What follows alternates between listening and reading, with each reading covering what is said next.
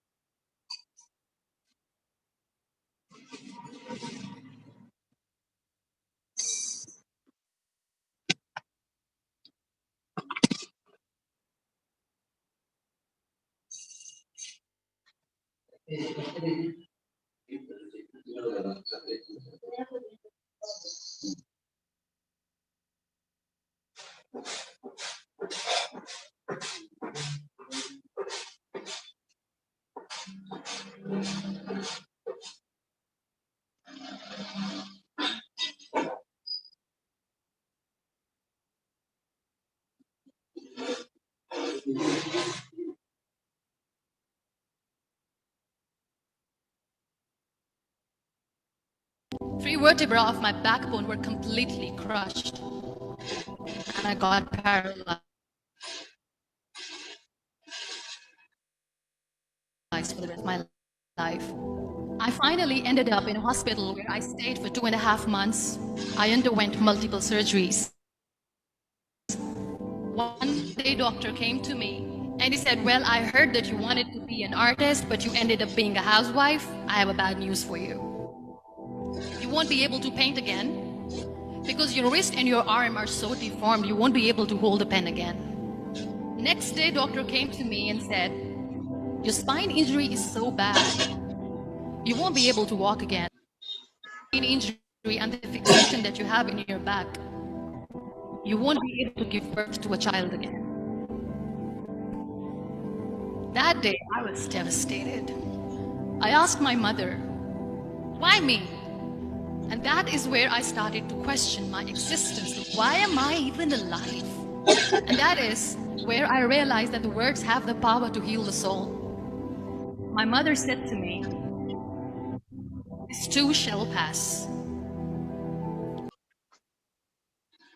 This, but he surely has. And in all that distress and grief, somehow or the other, those words were. One day I asked my brothers, "I know I have a deformed hand, but I'm tired of looking at these white walls in the hospital and wearing these white scrubs. I'm getting tired of this. I want to add more colors to my life. I want to do something. Bring me some colors, bring me some small canvas. I want to paint." So the very first painting I made was on my deathbed, where I painted for the very first time. It was not just an art piece or just my passion. It was my therapy. And then I was discharged and I went back home. And I went back home and I realized that I have developed a lot of pressure ulcers on my back and on my hip bone. I was unable to sit.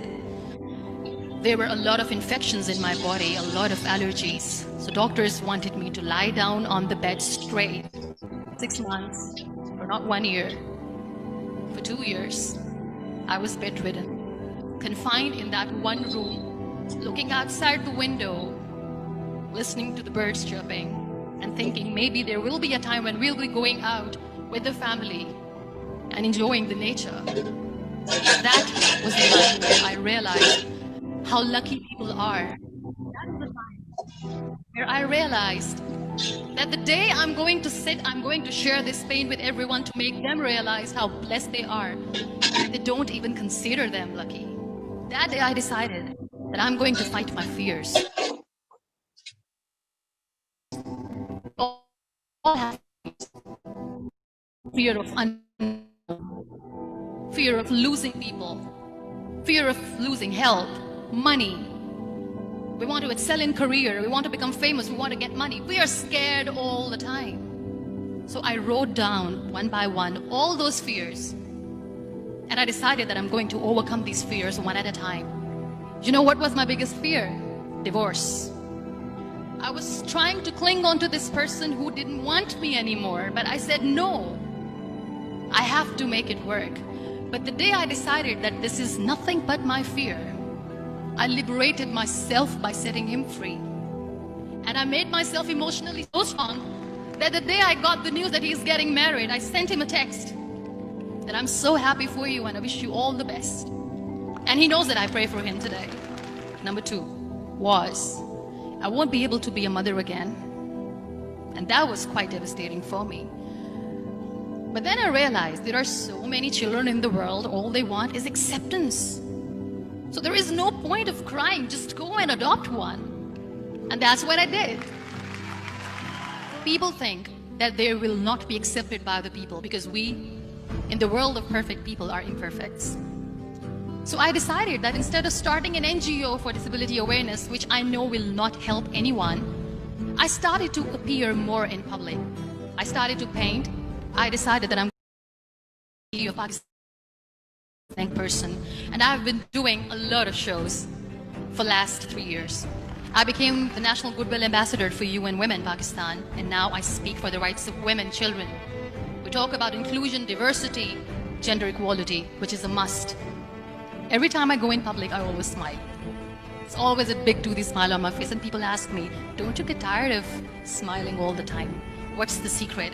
I always say one thing, that I have stopped worrying about the things that I have lost, the people that I have lost. Things and people who were meant to be with me are with me. And sometimes, somebody's absence makes you a better person. Cherish their absence. It's always a blessing in disguise. Live your life fully. Accept yourself the way you are. Be kind to yourself. Be kind to yourself. I'll repeat, be kind to yourself, and only then you can be kind to others. Love yourself and spread that love. Life will be hard. There will be turmoils, there will be trials, but that will only make you stronger. So when you accept yourself the way you are, the world recognizes you. It all starts from within.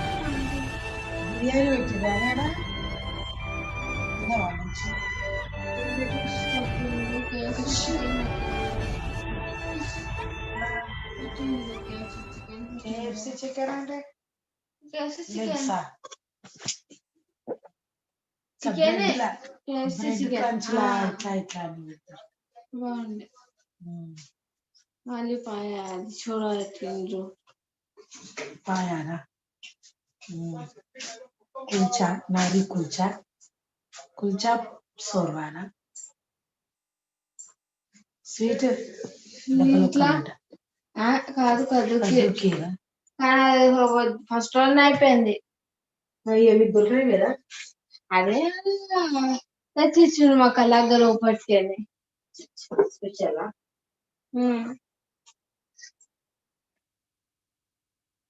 అయిపోయింది అందరూ మొత్తుకుంటారు మేము అందరం తింటేనే ఇక మెల్లగా తింటున్నాం మేము మాట్లాడుకుంటాం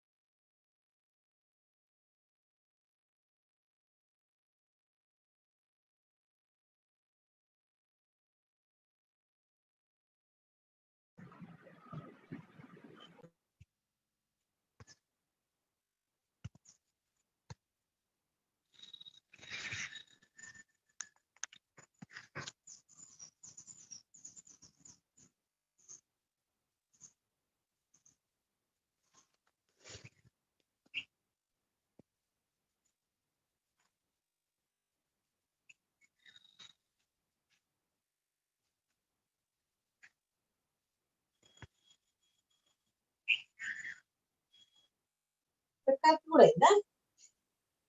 గజ్జలు పడతలేవు అయింది నీకు ఒక్కళ్ళు అంటే తీసుకో అప్పుడు రాక టైట్ అయినాయా? కూర్చుండే ఇప్పుడు లూజ్ అయింది ఇప్పుడు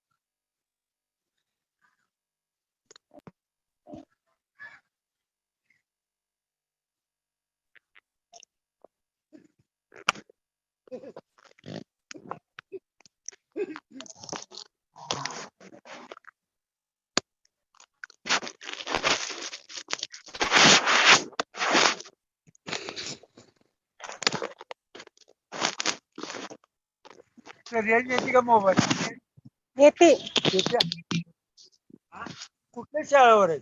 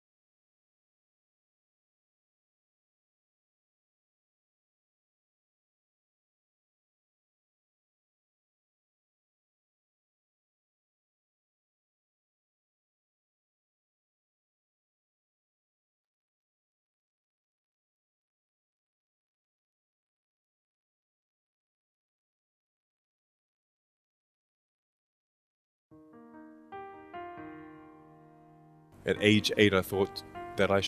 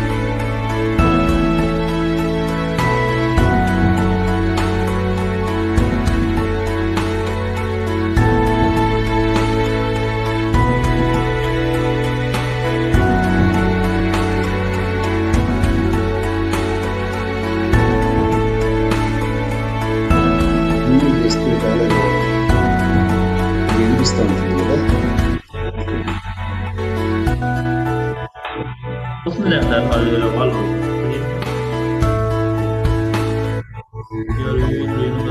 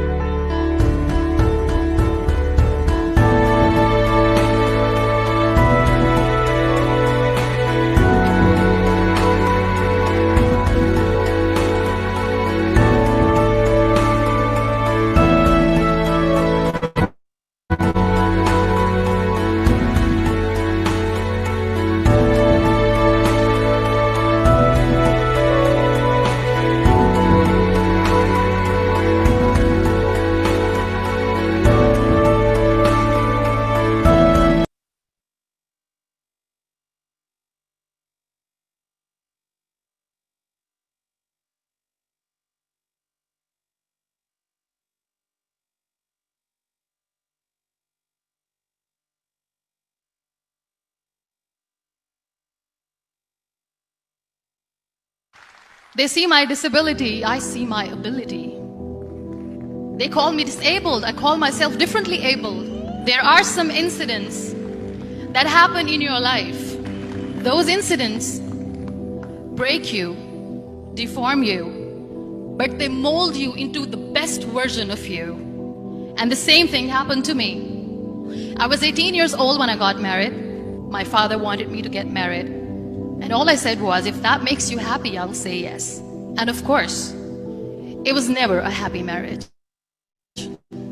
Just about after 2 years of getting married, I met a car accident. Somehow my husband fell asleep and the car fell in the ditch. He managed to jump out, saved himself. I'm happy for him. But I stayed inside the car and I sustained a lot of injuries. The list is a bit long, don't get scared. The wrist was fractured. Shoulder bone and collarbone were fractured. My whole rib cage got fractured. And because of the rib cage injury, lungs and liver were badly injured. I couldn't breathe.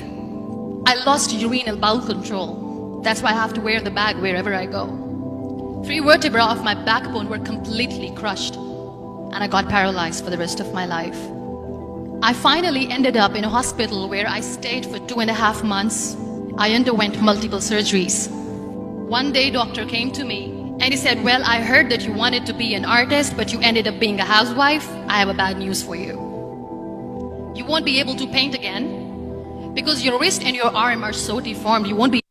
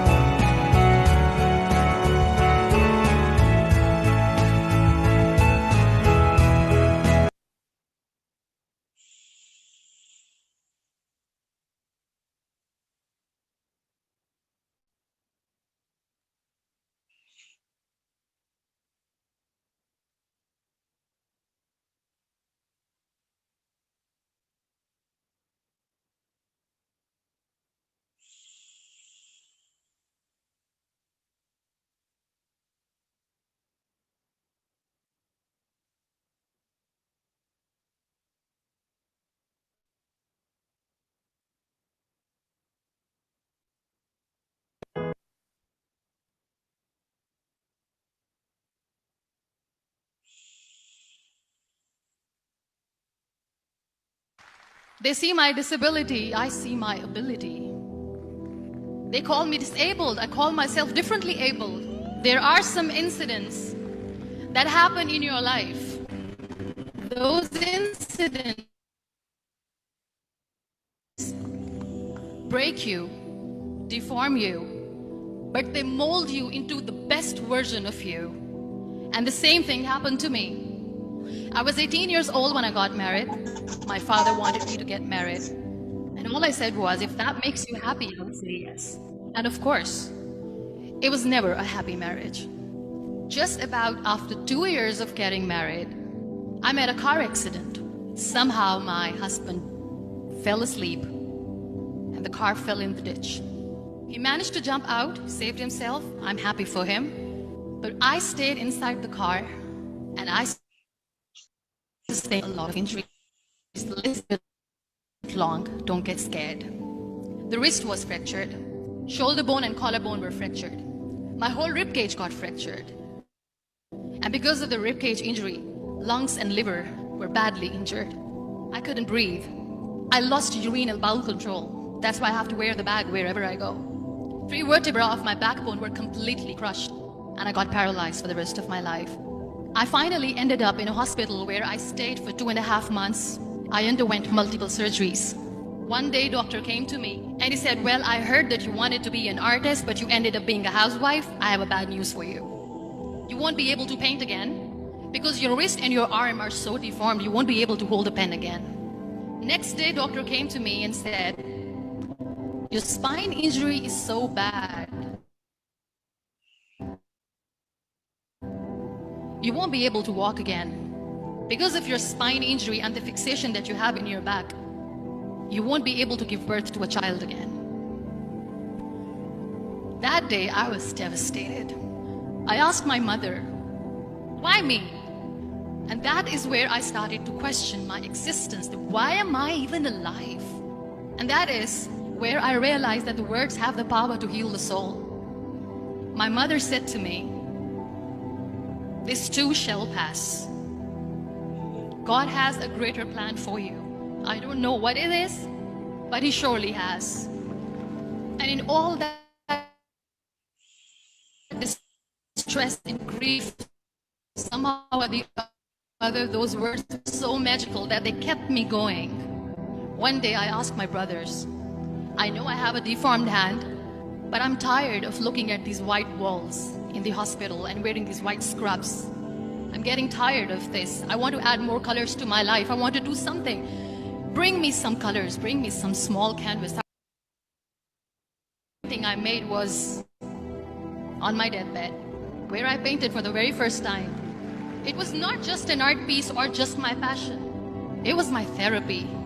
And then I was discharged and I went back home. And I went back home and I realized that I have developed a lot of pressure ulcers on my back and on my hip bone. I was unable to sit. There were a lot of infections in my body, a lot of allergies. So doctors wanted me to lie down on the bed straight for not 6 months, for not 1 year, for 2 years. I was bedridden, confined in that one room, looking outside the window, listening to the birds chirping and thinking maybe there will be a time when we'll be going out with the family and enjoying the nature. That was the time where I realized how lucky people are. That is the time where I realized that the day I'm going to sit, I'm going to share this pain with everyone tomorrow.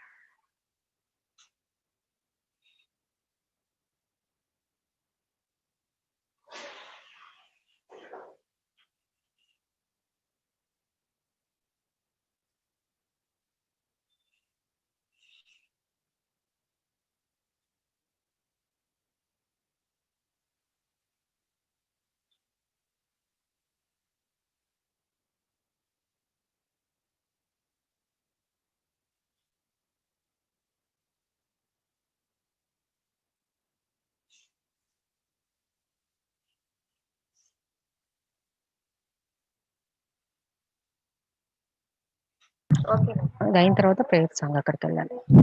Madam start చేస్తాము.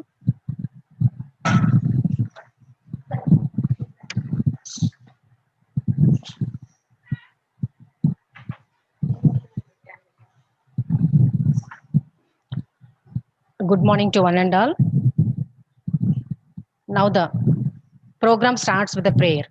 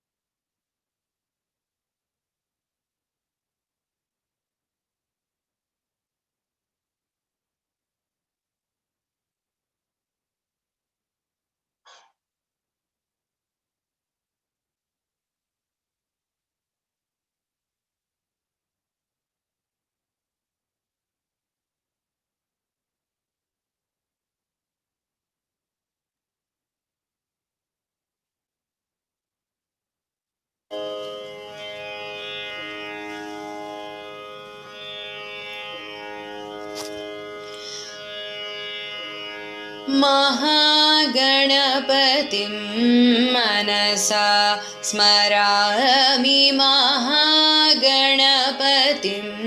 मनसा स्मरामि महागणपतिं मनसा स्मरामि महागणपतिं मनसा स्मरामि वसिष्ठवाम देवादिवन्दितमहागणपतिम्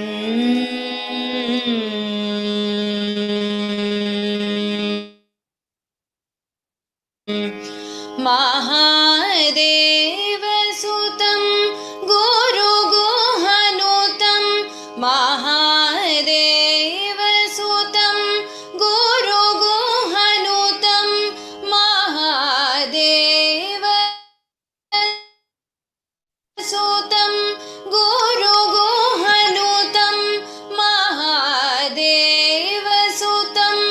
गुरुगुहनुतं मारकोटि प्रकाशं शान्तं मारकोटि प्रकाशं शान्तं महाकाव्यनाटकाधिप्रियम्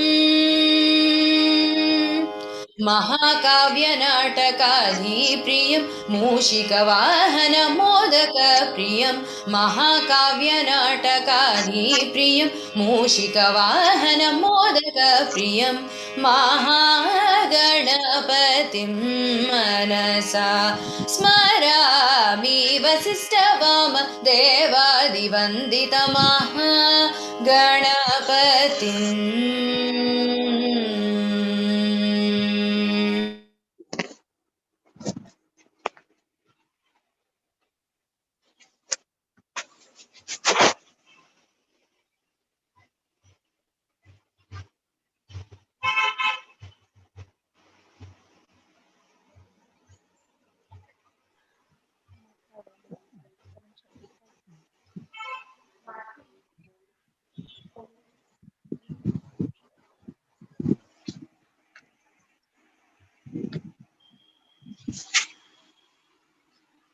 Good morning to one and all. Opening remarks about the national webinar. Respected Vice Chancellor Professor D. Jamuna Madam, Sri Padmavati Mahila Visvavidyalayam Tirupati. Respected Registrar Professor D. Mamata Madam, Sri Padmavati Mahila Visvavidyalayam Tirupati. Respected keynote speaker of the webinar, Professor G. Lokanath Reddy Sir, former in charge Vice Chancellor of Dravidian University, Kuppam. Respected Professor Amudavalli Madam, Head Department of Education, Sri Padmavati Mahila Visvavidyalayam, Tirupati. Respected resource persons, Professor Sujata Ban Madam, Department of Special Education, SNDT Women's University, Mumbai, Maharashtra, and Dr. P. Ramakrishna Sir, Assistant Professor in Special Education, Jamia Millia Islamia University, New Delhi, colleagues, research scholars, and participants. A warm welcome to you all for this national webinar on NEP 2020, Special Education Perspectives and Rights of Differently Abled. As we all know, today is an International Day of Persons with Disabilities. Earlier, this day was called as International Day of Differently Abled Persons. Who are differently abled? So the someone who has physical or social or mental impairment that has a sustainable and long adverse effect on his or her ability to carry out normal day-to-day activities can be called as differently abled person. Since 1992, as per United Nations proclamation, every year 3rd December will be observed as International Day of Differently Abled Persons throughout the world. The observance of this day aims to promote an understanding of disability issues and also to mobilize the support for dignity, rights, and well-being of persons with disabilities. For India, which is a home to about over 70 million people with disabilities, with few rights, with few entitlements, and even few opportunities, this day assumes greater significance for creating awareness on the issues faced by the differently abled persons before the larger audience. Every year, the United Nations will announce the themes for International Day of Persons with Disabilities. The themes for the previous years are, in 2019, the theme was promoting the participation of persons with disabilities and their leadership, taking action on the 2030 development agenda. So this year, the theme for the International Day of Persons with Disabilities is Building Back Better Towards a Disability, Inclusive, Accessible, and Sustainable Post-COVID-19 World. Recently, as we all know, on 29th July 2020, Union Cabinet, chaired by our Prime Minister, Sri Narendra Modi sir, approved National Education Policy 2020. It is the first education policy in the 21st century, and it will be replacing the 34 years old National Policy on Education 1986. Vision of NEP 2020 is transformation of our nation sustainably into an equitable and vibrant knowledge society by providing high quality education to all. To all means here including the persons with disabilities. As part of the observance of the International Day of Persons with Disabilities, the Department of Education planned to conduct the national webinar on the topic NEP 2020, Special Education Perspectives and Rights of Differently Abled. This webinar will explore the special education perspectives of NEP 2020, issues and constraints in the implementation of NEP 2020 with reference to differently abled. This webinar will also aware the participants about the rights of differently abled persons. I hope you all benefit with this webinar. Thank you one and all. Now I request Professor Amudavalli Madam to introduce the guest of this program to the participants. Thank you.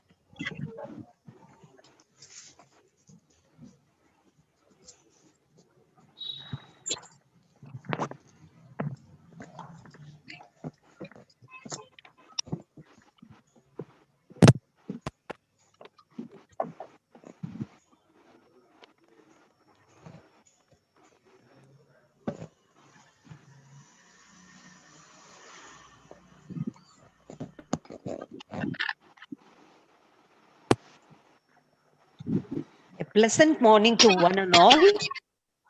It's a pleasure and honor for me to introduce the chief guest of this inaugural function of this one-day webinar on importance of World Disabled Day.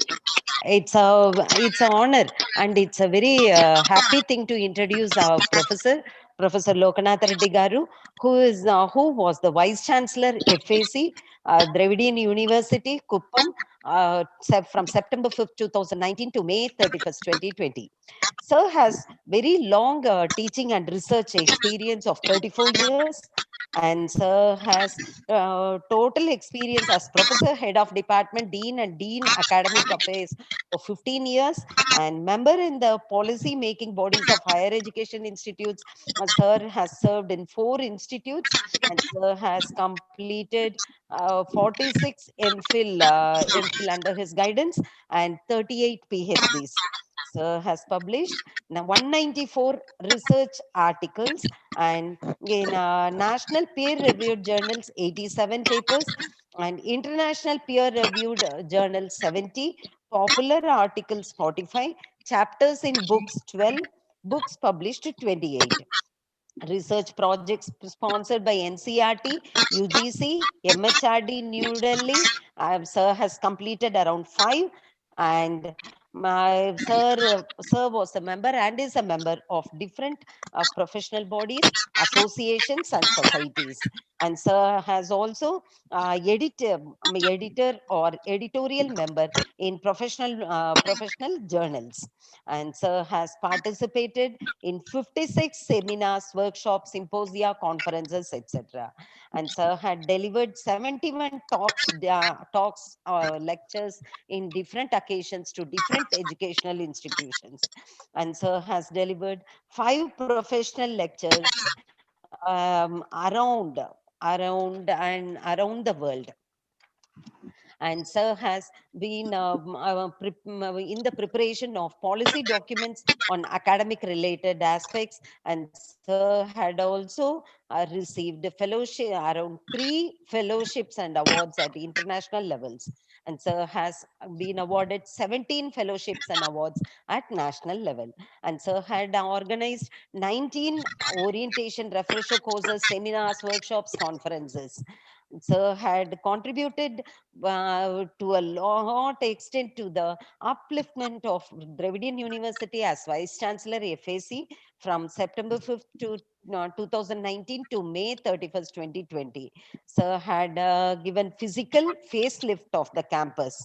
That is, Sir had developed this landscape in front of auditorium, other academic buildings, and central library. Sir had also done revision of entire academic programs, that is with reference to the syllabus of the university incorporating community engagement components and on par with the latest requirements. So I had also geared up the evaluation of off-campus MPhil and PhD programs. Sir had also submitted proposals for rupees 2,800 crores, which was submitted to AP state government for onward transmission to central government under National Infrastructure Development Program. Sir had submitted proposal for sanction of colleges under Dravidian University, under agriculture, veterinary, engineering, pharmaceuticals for overall integrated development of Kuppam constituency. For the restoration of peace and academic environment at Dravidian University, Sir had done various activities. Sir had also done utilizing National Rural Employment Scheme. 3 big water ponds were dug for storing and preserving rainwater for developing underground water resources. Sir had also done various activities for the employees development, which was given priority in the form of implementing long pending CAS. To augment the Dravidian language ethos, Dravidian language laboratories along with Japanese language lab are proposed and the work is under progress. Sir had also was the impetus for construction of academic building, hostel, extension of Harappa Bhavan and Bhasha Bhavan buildings, which has been undertaken with RUSA funds worth rupees 14 crores. And Sir had initiated the upgradation of labs worth of rupees 6 crores of RUSA funds. Sir was also impetus for the Dravidian University at the Village Doorstep program, wherein The students and staff are engaged in villages for 1 week in every semester under community engagement activity to propagate the AP government developmental programs in Kuppam constituency. This is a very brief CV of the vast biodata of Professor Lokanath Reddy Garu. We are very lucky to have you for this program as the chief guest, sir. We welcome you, sir, and I welcome you to give your valuable speech in this program. I hope the participants and the resource persons, we the organizers, will be benefiting from your speech. Thank you one and all present over here for the patient listening. I welcome you, sir, for this speech. Over to you, sir. Sir, the platform is yours, sir.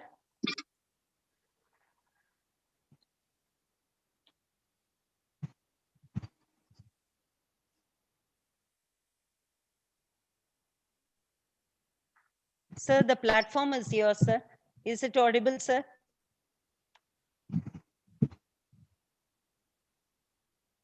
Hello. Hello, sir. Hello. Sir. Is it audible? Yes, sir. It's audible, sir. Okay.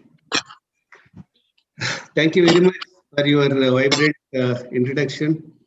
And let me go ahead with the program. Learned Vice Chancellor, Professor Jamuna Garu of Mahila University, Registrar Dr. Mamata, organizer of the seminar, Professor Mudavalli, convener of the program, Dr. Renuka, and other academic peers in the department, and the other stakeholders of this webinar on Zoom platform and other viewers. Very good morning to you all. I am indeed very happy to participate in this program because it is the heart-touching topic of me. When Amdavalli asked me to talk anything about disability, I thought that it is better on my part, skipping the special education component and talking about the concept of disability and how the disability concept is viewed in Indian context and what is to be done actually in Indian continent, particularly the educational institutions, for empowerment of the concept of disability. I'm using the word disability and empowerment. And Chinnappa? Sir, it's audible, sir. Yeah, it's audible. I have some slides to show. Yes, sir. Yes, sir.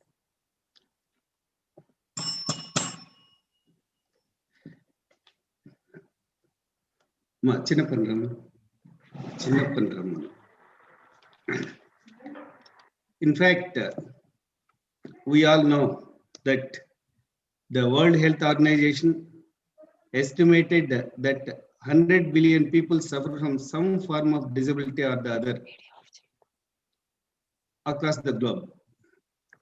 In India, the statistics reveals that 2002, I am referring, nearly 1.85 crores, that is 1.8% of India's population is disabled. About 10.63% of the disabled persons suffered from more than one type of disabilities in the form of mental disability, that is mental retardation or mental illness. You just show the slides. Okay, now you give it to me. Next one.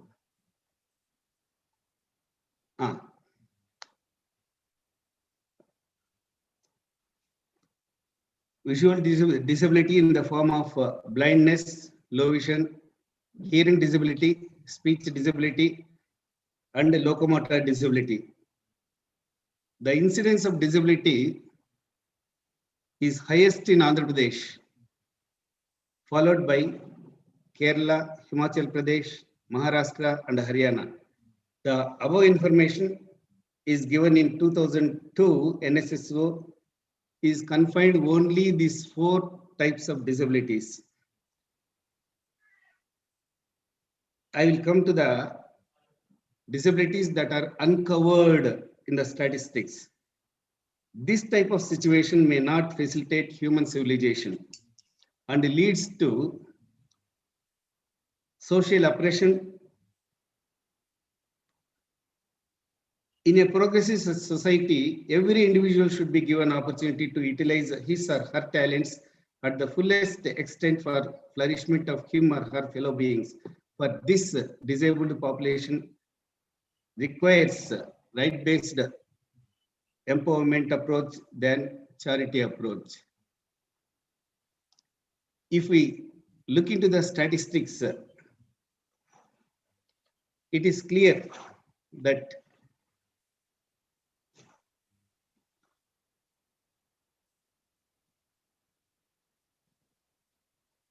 the prevalence of disability may vary from time to time, country to country, and within the countries across the globe. The World Health Organization has estimated that is 10% of the world population is disabled. Similarly, if you see the developed countries like USA, the incidence of disability is 10%. Developed countries, if you take UK, it is estimated that 12% of disability is prevailing. Likewise, in developing countries, Brazil, it is 14.5, Turkey, 12.3, and Nicaragua, it is 10.1. In India, I told you that the National Sample Survey Organization estimated 1.8. It is wonder. The 2001 census also estimated 2.13. And if we see the statistics, there is a lot of variations from country to country, time to time. And even if we go for some other organizations, for example, leading Indian disability organization, NGO, the National Center for Promotion of Disability for Employment for Disabled People, estimated 5 to 6% of the population has disability in India. In 11th 5-year plan, the Disability Working Group, which is I'm also one of the members in that working group, 10% of the population is disabled in some form or other. There are some other local surveys estimated in different universities at district level and block level that 15 to 20% of the Indian population are suffering from some form of disability or other.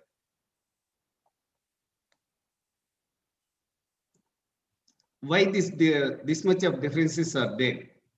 If you take within India, the National Sample Survey is telling one figure and NGOs are telling another figure. The empirical research is saying another figure. Why this difference is existing?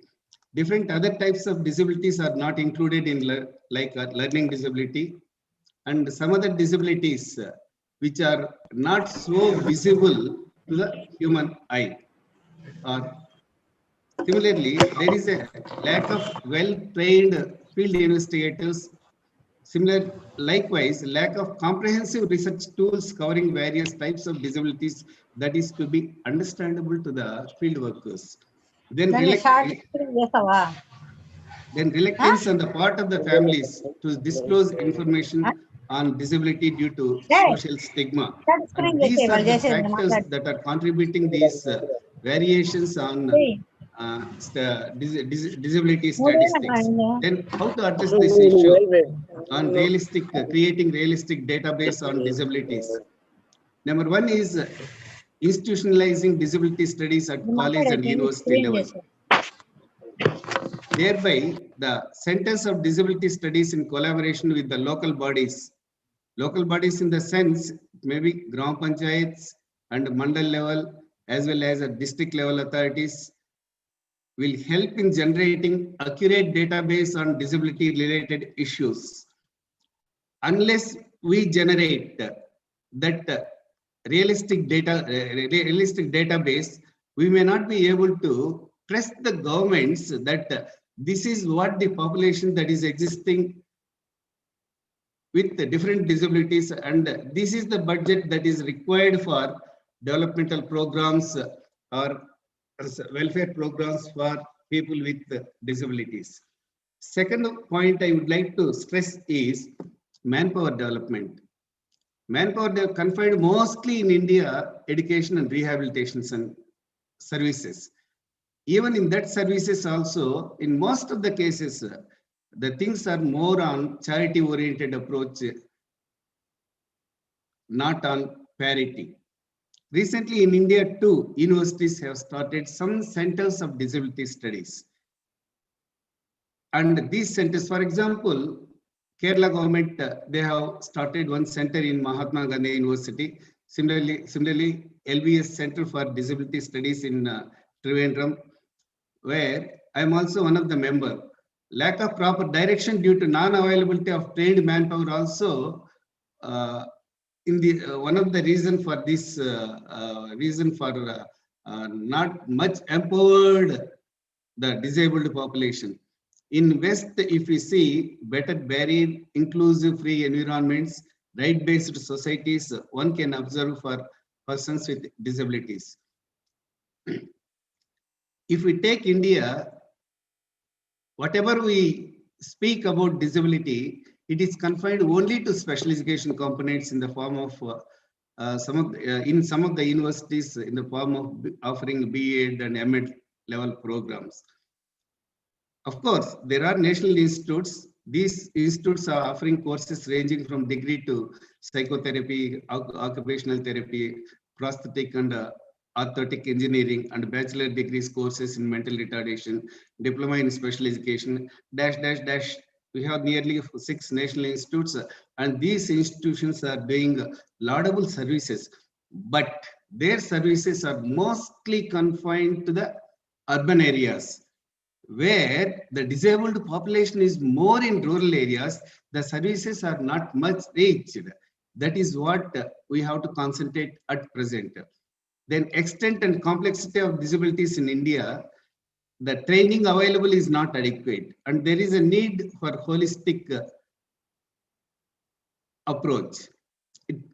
In fact, disability is now, it is viewed as multidisciplinary in nature, not unidisciplinary. It requires the expertise of sociology, economics, political science, history, anthropology, psychology, education, special education, physiology, medicine, science and technology, and allied areas. And if we look at the scenario in India, most of the disabilities are related, disability services are the soup of actually either the education department or the special education department or the social work, and here and there the psychology department. This is what we are observing, but this trend should be changed. It is everybody's soup. From different aspects we have to approach the problem. There is a need to organize disability studies programs at graduate and postgraduate and research levels. Such courses must concentrate on sound socio-political, cultural, educational, vocational, legal, and right-based approach to empower the people with disabilities to move from exclusion to inclusion. Then development of research and innovations. Developing scientific methodologies that focus on qualitative and quantitative research in disability studies, from etiology to identification, assessment, prevention, rectification, and social security, and evaluation of existing programs to improve the lives of the disabled is more needed. In nutshell, I propagate that disability studies require developmental oriented research involving multidisciplinary approach and participatory action research with application of few methodologies for cross-validation of research. When it comes to the documentation, dissemination of information, certain researches and good practices are going on in the field of disability in India. Such things are not properly highlighted in the form of publication of articles and even not documented and disseminated. If we look at the journals that are available in India in the area of disability aspects, only certain specific aspects of disability are dealt. They hardly provide an interdisciplinary orientation for studying and analyzing the unexplored areas of disability studies. At the same time, if we see the Western world, even the journals, there are a lot of journals that are addressing the issue with the multidisciplinary approach. By institutionalizing the disability studies, those institutions will act as a documentation and dissemination centers and act as a clearinghouse on disability aspects. Once if a university has started the disability studies or a college has initiated disability studies, and it will coordinate with the local bodies, and that particular local bodies will give proper database on disabilities, and this university in turn will be an agency for acting as a catalyst for developmental programs for this disabled population. There we will be able to establish the role of community engagement. Every department in the universities must participate and must incorporate the disability components in their academic curricula. Thereby, the approach will be more holistic than single-handed approach. Then literature on disability aspects. Recently, we are seeing that there are certain books on special education, inclusive education. Most of the literature is imported either from Europe or from USA. Any book on special education, any book on inclusive education, or in disability studies, if we take most of them are Western origin, not Indian origin. And only recently for the past 1 decade or for the past 5 years, we are seeing some of the literature in the form of books on disabilities or in special education by the Indian authors. There is a need for development of adequate literature suited to the local conditions and needs that address the solutions to the problems holistically. Similarly, there is a need to infuse disability components in general curriculum from school level to college level, apart from starting specialized departments or centers at university and colleges. These centers and departments will be the nodal centers to guide the educational institutions, governments, non-governmental bodies in their vicinity on disability policy, planning, implementation to promote inclusive societies.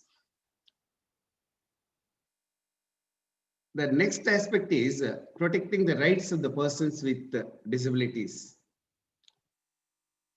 Understanding the concept of disability in the right perspective, a realization has come that disabled is a part and parcel of larger society, and he or she too have right to receive and contribute to the developmental process. There are good number of legislations, laws, and similar acts that has been enacted within India, even at international level, and many people are not aware of these acts and legislations, and there is a need to create some awareness in the people and see that act should be properly implemented and for the empowerment of people with disabilities. Take for example, there are 3% of reservations are implemented in educational institutions for people with disabilities. How many institutions are implementing those things?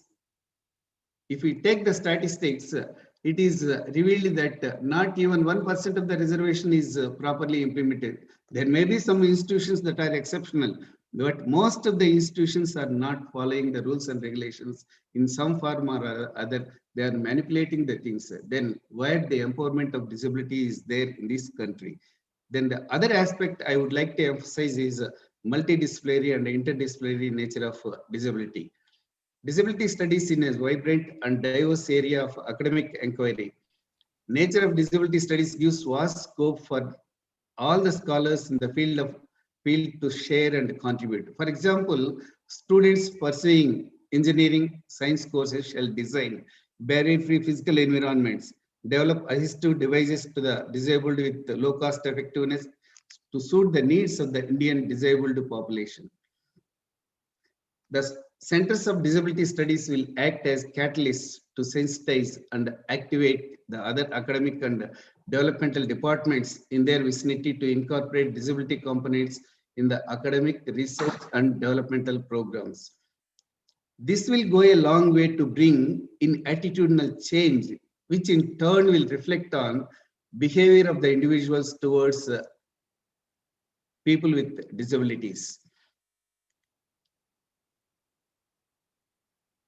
Last but not least, the sensitization programs for a country like India is more important. For that matter, even the developing countries, even underdeveloping countries, this is the need of the hour. By institutionalizing the disability studies helps in creating awareness among the students from school level to college level, professionals of various departments, persons with disabilities themselves, media personnel, policymakers, government organizations, and non-government organizations, and public at large on various aspects of disabilities. Government policies and programs should incorporate disability concepts so as to develop right knowledge, right attitudes, right values, and skills in the government functionaries towards disability issues. Organizations should organize door-to-door campaign for promotion of effective healthcare system, life skills among the people with disabilities. All women organizations should include women with disabilities in their programs and activities. There is a need for local network and networkers at the panchayat level, municipality level, and at the district levels to connect the disabled people for effective communication, sharing of information and resources. For that matter, the AP state government has now started this Sachivalaya system. We have volunteers at village level, Gram Panchayat level, and the universities and colleges, these centers should utilize that volunteers and train them to generate realistic database on disabilities at grassroots level. And this it is a good opportunity for the academic community to establish linkages with the village level workers and train them and inculcate the right type of attitudes. Thereby, they will act as catalysts for promotion of the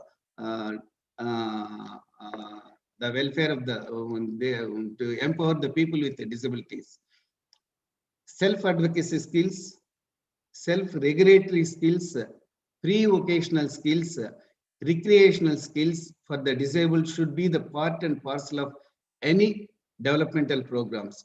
This will facilitate barrier-free psychological environment to the disabled population while getting benefits from such programs. And unless we address all the above issues, we may not be able to empower people with disabilities. And when it comes to the both print and electronic media must be sensitized to use traditional folk media to present the disability issues to the general public in a more appealing way.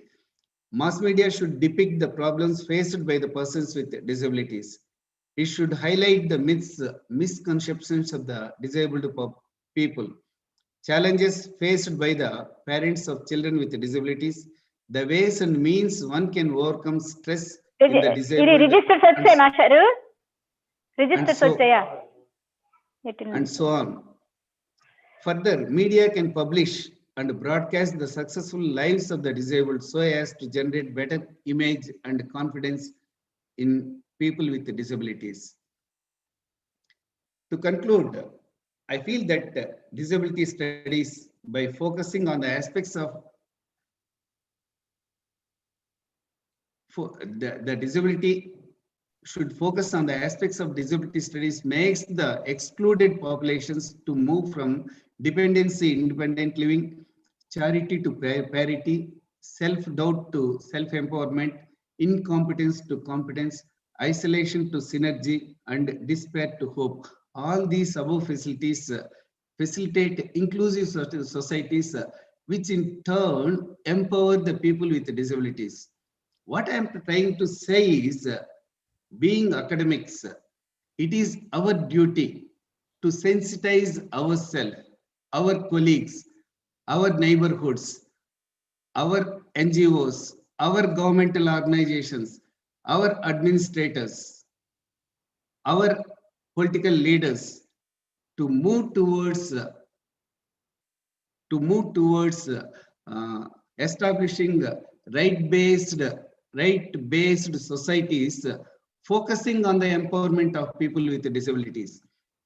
As I already told that the statistics that is revealed in this country is not a real statistic, it is a pseudo statistic. If the real data comes, I'm sure that at least 15 to 20% of the people are disabled in some form or other. And that the old age.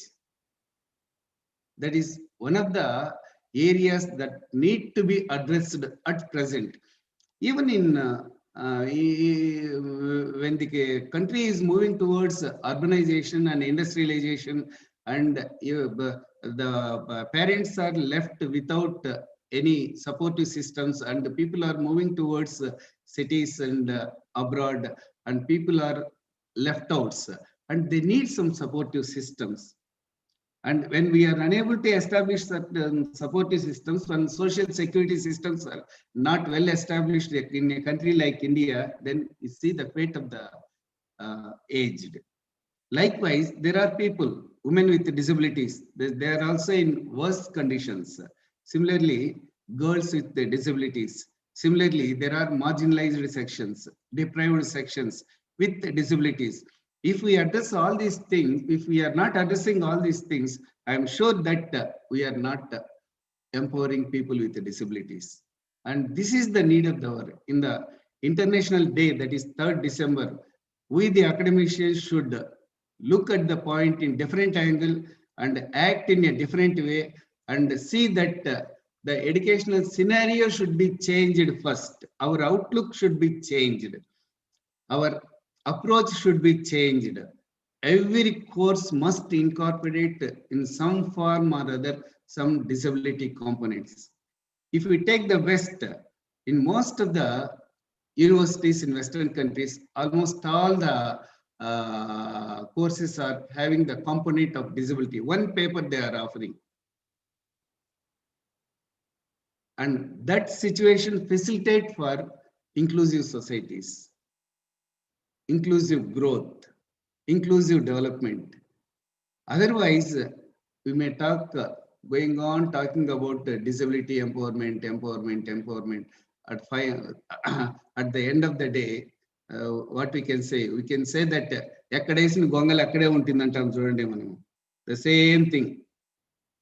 Kabatti, it is our duty, that is why it is our duty to activate ourselves first more practically, more pragmatically, while developing the programs, while developing the policies, while implementing the policies, and finding out the lacunas in the programs that are going on at field level, at national level, at grassroots level, at state level, and finding certain solutions through our empirical evidence-based research, so that the other person will be convinced, and they will be able to realize that they will realize that, oh, this is the way we can solve this problem.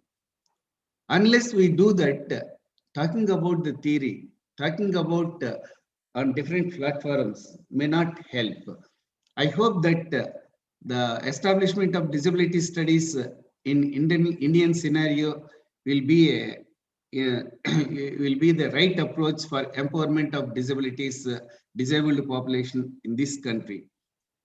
Thank you very much for giving me the opportunity, and I hope at least some of the field functionaries sensitize themselves. They will be able to activate this field, and every university, every college, and every school must have some center for disability to sensitize themselves and sensitize their fellow beings, fellow students, fellow teachers, and the local communities. Thereby, some change we can bring in the system. Thank you, one and all.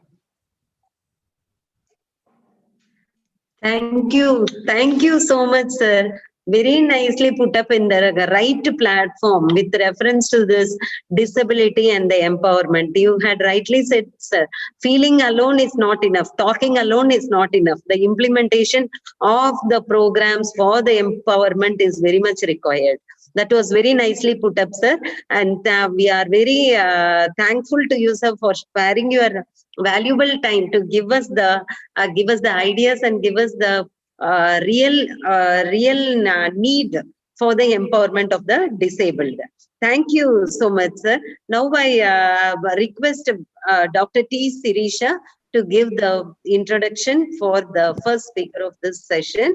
Over to you, Sirisha. Thank you, ma'am. And a warm welcome and good morning to one and all for this webinar. On behalf of Department of Education and Sri Padmavati Mahila Visvavidyalayam Tirupati, it is our immense pleasure to welcome and to introduce resource person of the first session of today's webinar, Professor Sujata Bhan, Madam. Professor Sujata Bhan, Professor and Head Department of Special Education, SNDT, Women's University, Mumbai. Madam is a trained psychoeducationist and teacher educator. Madam is actively involved in teaching, administration, research and training teachers in special education for over 27 years. Madam is a registered guide for PhDs in special education. Professor Bhan has conducted extensive research in special education in national and international projects. Madam's area of specialization is human development and visual impairment. Madam has developed a standardized tool, functional skill inventory for blind, for a functional assessment of children with vision loss. Madam has written and edited several books like Understanding Learners, a manual for teachers, inclusion, rhetoric or reality, to name a few. Madam has developed course material for special education courses at graduate and postgraduate level for various open universities like IGNOU, Boj University, ICMU, and Mauritius Institute of Education. Madam has contributed many chapters in books on special education. Her research work has been published in international and national journals and is in the board of editors of national journal. Madam is a member of many academic bodies like Assessor for NAC, RCI, and NCTE. Madam is member of Board of Studies of Special Education at SNDT Women's University, Mumbai, and Education Committee of National Association for the Blind. Madam has served as a member of various committees for special children for Government of Maharashtra. Professor Bhan is consulted by various state and central government institutes like NCERT and RCI for development of policies and curriculum for education of children with special needs. Madam's international experience includes a UGC Educational Exchange Scholarship for doctoral research at Mauritius in 2007 and at the International Fellowship at Sweden in 2012. Madam was invited by universities of Macerata, Italy for an academic program in 2019. Madam has been invited for many international conferences as keynote speaker and for sharing academic sessions. Professor Bhan believes the cognitive and cognitive domain of learning incomplete without enhancing the affective domain. Her passion lies in creating a workforce of teachers who can make a difference in the life of a person with special needs. Hence, we get an opportunity to listen Professor Sujata Bhan's deliberation in our webinar entitled NEP 2020 Special Education Perspectives. I thank Professor Sujata Bhan ma'am for her readily accepting our invitation and involving herself in this webinar. Thank you, ma'am. Once again, I welcome you, ma'am. Thank you, ma'am. Now I request ma'am to start her deliberation in. Thank you, ma'am. Good morning, everybody. Thank you, Sirisha. Can you all hear me? Can you all hear ma'am, me? we can hear you, Okay, ma'am. okay. Thank you. Thank Yes, you ma'am. very much. All right. So first and foremost, I want to extend my thanks to Shri Padmavati Mahila Visvavidyalayam Tirupati for giving me this opportunity to share my thoughts with you all on this auspicious day. It's a very significant day for us, all people working in the field of disability, International Day for Empowerment of Persons with Disability. And I strongly believe that we all need to collaborate together. We will make a difference in some way or the other, even if it's in little form, but we will be able to make some difference in many lives, in some lives, if we all join hands. So that is the first thing I want to say, that I'm really, really glad that today on this day, I'm able to share my thoughts with you all. Secondly, I'm very happy that yours is a women's university and so is ours. So there also we have some common connection, that where we women somehow in the field of disability are more patient, are more caring, are more dedicated and devoted to bring a change in the lives of people with disabilities. So on that note, I want to start my presentation. I will just share the screen and then I will talk about what I want to share with you today. One second, just let me first share this.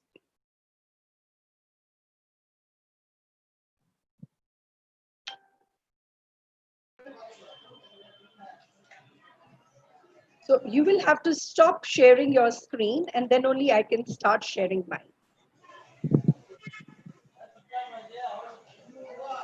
Can you all see my screen, please? Yes, ma'am. Yes, ma'am. You can? Okay, that's Yes, great. ma'am. That's great. That's great. So I also want to extend my sincere thanks and my privilege to listen to Dr. Reddy, his overall vision that he has for the disability sector, and the concerns that he has highlighted are really, really very pertinent. So I'm sure somewhere what I'm talking about is also going to link and add on to what Sir has already highlighted. So it's an honor to share the platform with you, sir. Okay, I will. Okay. So my topic for today will be National Education Policy 2020 Special Education Perspectives. And what I'm going to talk about is the current status of school education, highlights of NEP 2020 in terms of curriculum and pedagogy, special education, and teacher preparation. First and foremost, what we need to look at as educationists is that there is a learning crisis in our country right now. What we have found is that a large proportion of students currently in elementary school, and estimated to be not less than 5 crores and more, are not attending foundational literacy and numeracy. Why is this figure important for us? If children with no special needs are not attending school, the focus of the government is going to be more on the neurotypical children, and then they're going to consider the children with disability. So basically, there's a large number of children, and not just with disability, who are coming from the marginalized section of the society, or for some reason, they are not attending the school.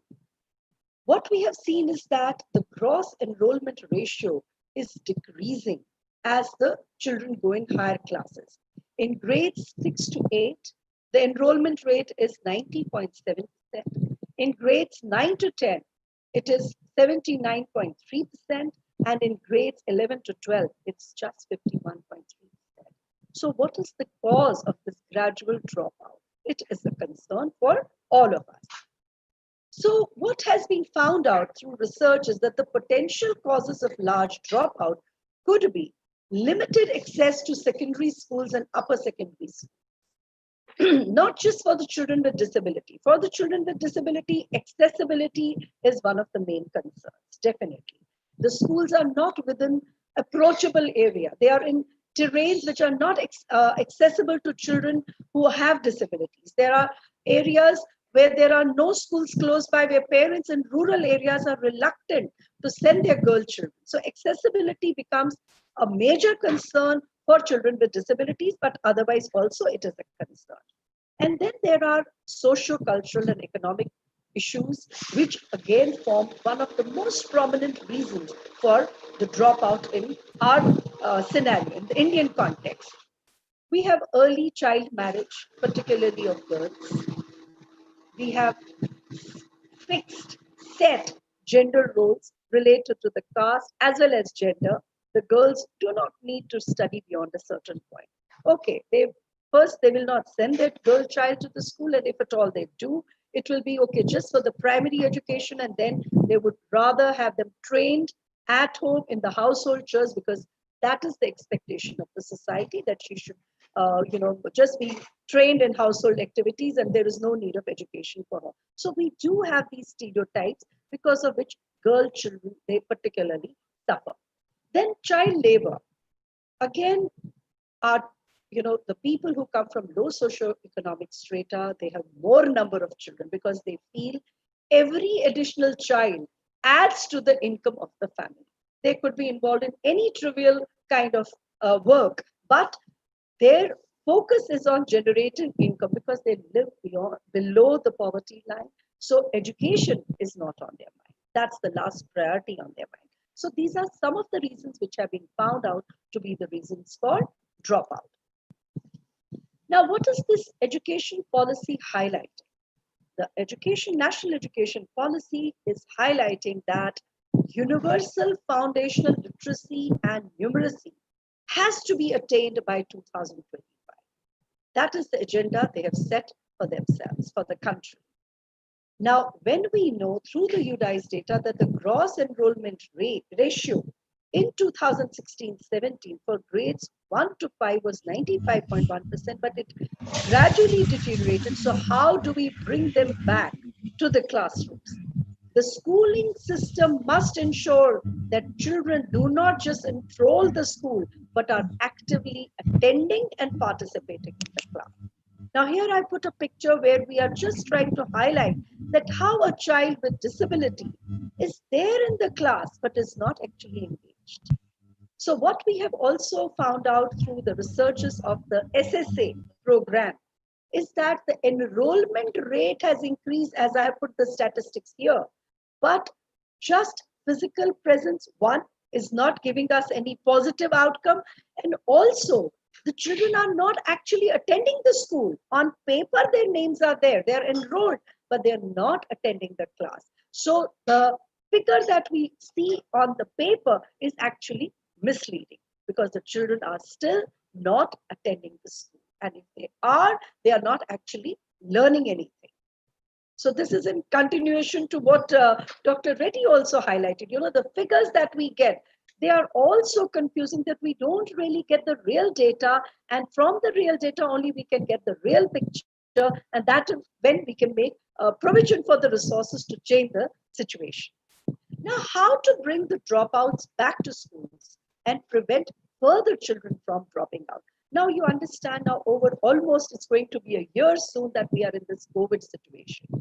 The COVID situation has further very badly affected children with disabilities. Actually, it has affected all children, but definitely more so for our children with disabilities. Now, this online learning that we are talking about, our children are finding it really hard to get what they need through this online mode. So the number of dropouts, the statistics, the figures of dropouts are further going to go down with this COVID situation.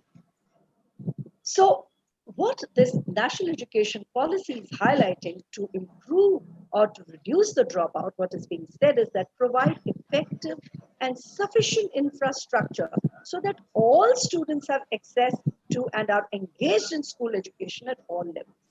One thing we must understand, the this education policy is not highlighting marginalized children so much. What it is highlighting is the inclusive education for all the children, catering to the diverse needs of all the children in the class. It's the holistic approach towards education and education for all. And what it is saying is that achieve universal participation in school by carefully tracking students and their learning levels in school. So our method of teaching has to be different, and our methods of evaluation also have to be different. So we can't just focus on teaching pedagogy. It's incomplete till we are also able to evaluate the learning outcomes, and more so for our children with disabilities. Many a times our expectation from children with disabilities is much less. And we were having right now this natural progression of the child till class 8. What is the outcome of that? The child is moving from class 1 to the other, but is there any learning that is happening? Do we ever evaluate as per the NCRT learning outcomes that the children have to attain at each grade level? No, we are not. So when they pass out from 8th standard, the base is so weak. Even if they go to their higher classes, the secondary section, they will not last there for long. So that is why the dropout at that point is tremendous. So that is what this education policy is. Point and time and again, highlighting, reiterating that focus that children are actually learning. This is to ensure that students attend the school and have opportunities for remediation and a re-entry if they fall behind or if there is a dropout. Don't have this natural progression.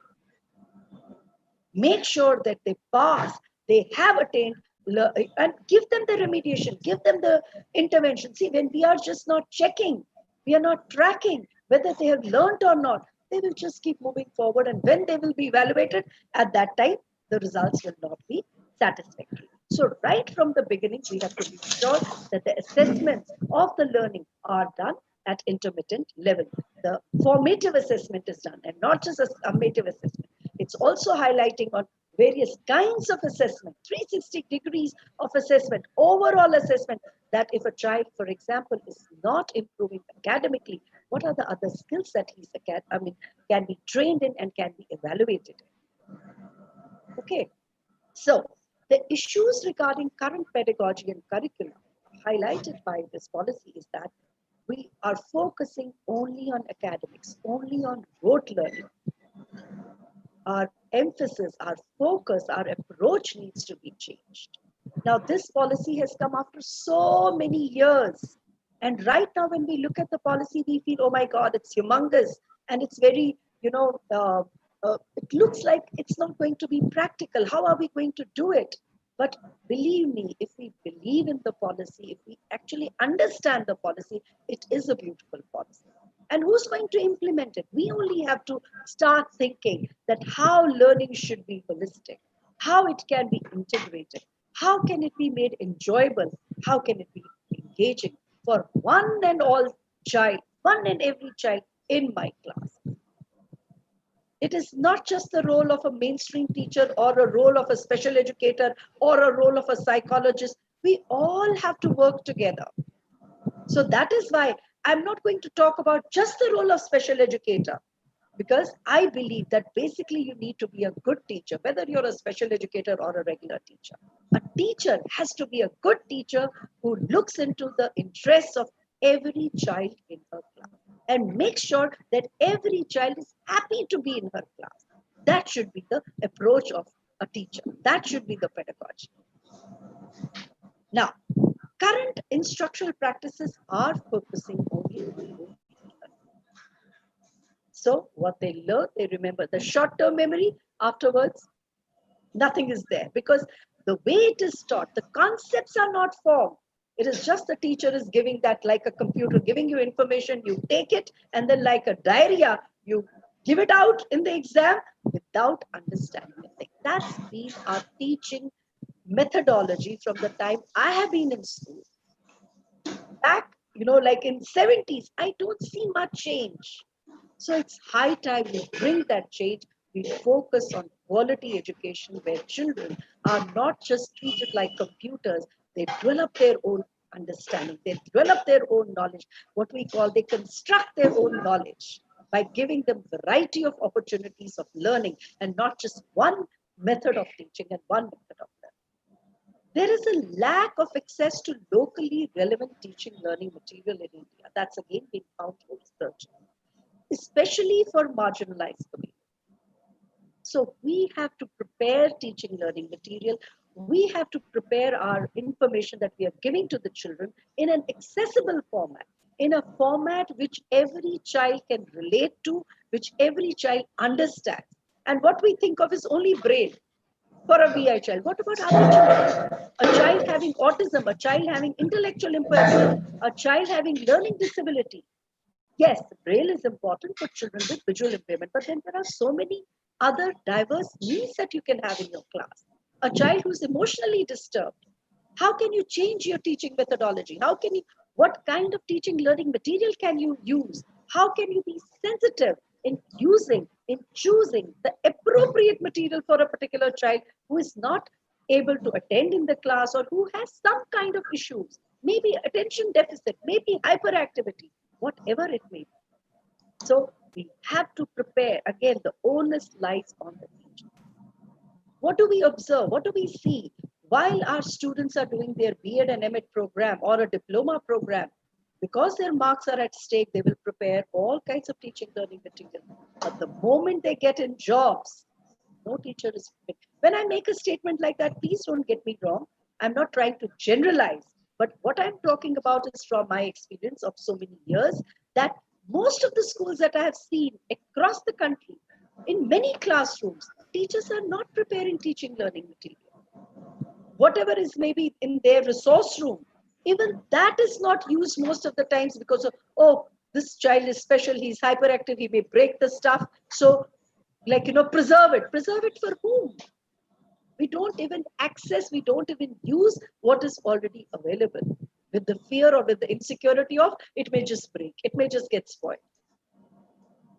Please ensure that all children have access to material that they can understand better. Okay. There is a lack of focus on higher order thinking skills in the teaching learning process. We underestimate the potential of our children. If we don't push them, if we don't expect more from them, then the children automatically feel, okay, if my teacher is expecting only this much, so I'm good, I'm fine. I don't need to push myself. How do we push our neurotypical children? You can do better. We have expectations from them and we keep on harping like study hard, do this, do that, put them in additional classes because we have that kind of expectations from them. But here, when it comes to special children, our expectations come low, which is again a negative thing. For the sake of the child, every child should maximize his potential. Each child is different, right? And each child's ability to maximize his potential will be different. So the teacher needs to know to what level can this child go and create such learning opportunities for that child that his best is, retrieved. We see success stories also many a time. So what is that one special child can reach that height and the other cannot? Because that particular child had his parents, aware parents, pushing parents, working hard with the child, and they were lucky to get good special educators, good mainstream teachers, working all together to make sure that that child achieves what he's capable of achieving. So that kind of success story we can create for every child up to the level that each child can go. Every child may not, we have cases where we have visually impaired, they become IAS officers. Right? Now, a child who has intellectual impairment maybe cannot reach that level, but there must be some level to which he can reach. So push him to reach that level is what each teacher should aspire for. And push them for thinking. Don't just provide them. We become so overprotective. We do not allow them to think. Everything is ready-made. That is our, that is the issue in our pedagogy. Make them think. Don't underestimate their thinking ability. And don't generalize for all across the disabilities. Don't generalize for all across in a particular disability. All children who have intellectual disability also may be having some who have more potential than the other child. So as a teacher, our understanding of each child's ability should be there, and keeping their ability in our mind, we have to prepare and plan teaching whatever content we have to give them accordingly. Okay, and assessments are not for learning and improvement, but focus only on, as I said, rote memorization, just summative verbal diarrhea. Whatever he has learned, okay, produce it the same way as teacher has taught, we give them marks or we fail them. It's more punitive. So now the whole approach of assessment is being changed in this policy. Look at the portfolio of the child. Look at his learning level at each stage. So assessment should be done for learning, not just of learning. When we do assessment for learning, we are trying to identify what are the deficit areas, what are the weak areas, how can we give him more intervention in those areas, and not just focus on the end result. So tracking the child's progress, howsoever incremental it may be, but even if it is slight change, that is rewarding for us. We are working with children who have special needs. Their performance or their output may not be dramatic, may not be so quick. We have to be patient, but we have to be vigilant. We have to be alert to even that small change. That gives us hope that the more we're going to try, more we will see the improvement in the child. Now, in present, the education format, I'm sure all of you must be aware of that, how the format has been changed. So the highlight is now it is divided into 4 areas. The foundation, which is class 1 and 2, between 3 and 8 years. Then the preparatory years, which include 3rd, 4th, and 5th, from 8 to 11 years. The middle group, which is 6th, 7th, and 8th, from 11 to 13 years. And the secondary section, which includes now 11th, 9th, 10th, 11th, 12th, 13 to 18. So this is very significant change in the education policy. We are starting early and we are going right up to the age of 18 years. So we are ensuring that we provide quality education to all the children from the very beginning till he's 18.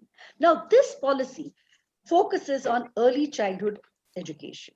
This was not there earlier. So they have taken under their preview ECCE. So what is it highlighting? Use play-based, activity-based preparatory services, which will enable a child to develop communication and early language literacy and numeracy. Now, this becomes very important for us as special educators because that's the time when we want to catch the child who's at risk. Now, if so much of resources are going to come from the government to focus on ECCE, we will be in a better position to identify children who are at risk. And when we give an early intervention, that is the need of that child's other, further deterioration can be prevented. So it is a highlight for us. It is an important, significant thing for us that the policy is looking at early childhood care education. Okay, now, the policy is also highlighting the benchmark disabilities as per the RPWD Act. The policy talks about RPWD Act. So whatever is covered under RPWD Act, we assume that is being endorsed by the National Education Policy as well. But not just focusing on special children so much separately. So sometimes when we look at the policy, we think there is nothing for us.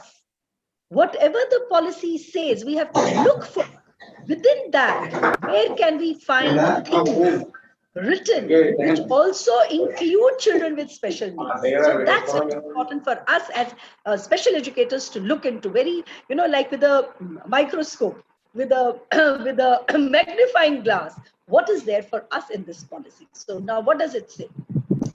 In chapter 6.11. Alternative forms of schools have to be there to preserve alternative pedagogical styles. That means different forms of teaching, different forms of schooling for children with benchmark disabilities who perhaps cannot get access or cannot get what they require in mainstream school. Now, if I am a child with disability and there is no mainstream school nearby which can cater to my needs, then it is my right to get admission in a school which is meant for special children where at least my needs are fulfilled. So it's the choice of the parents.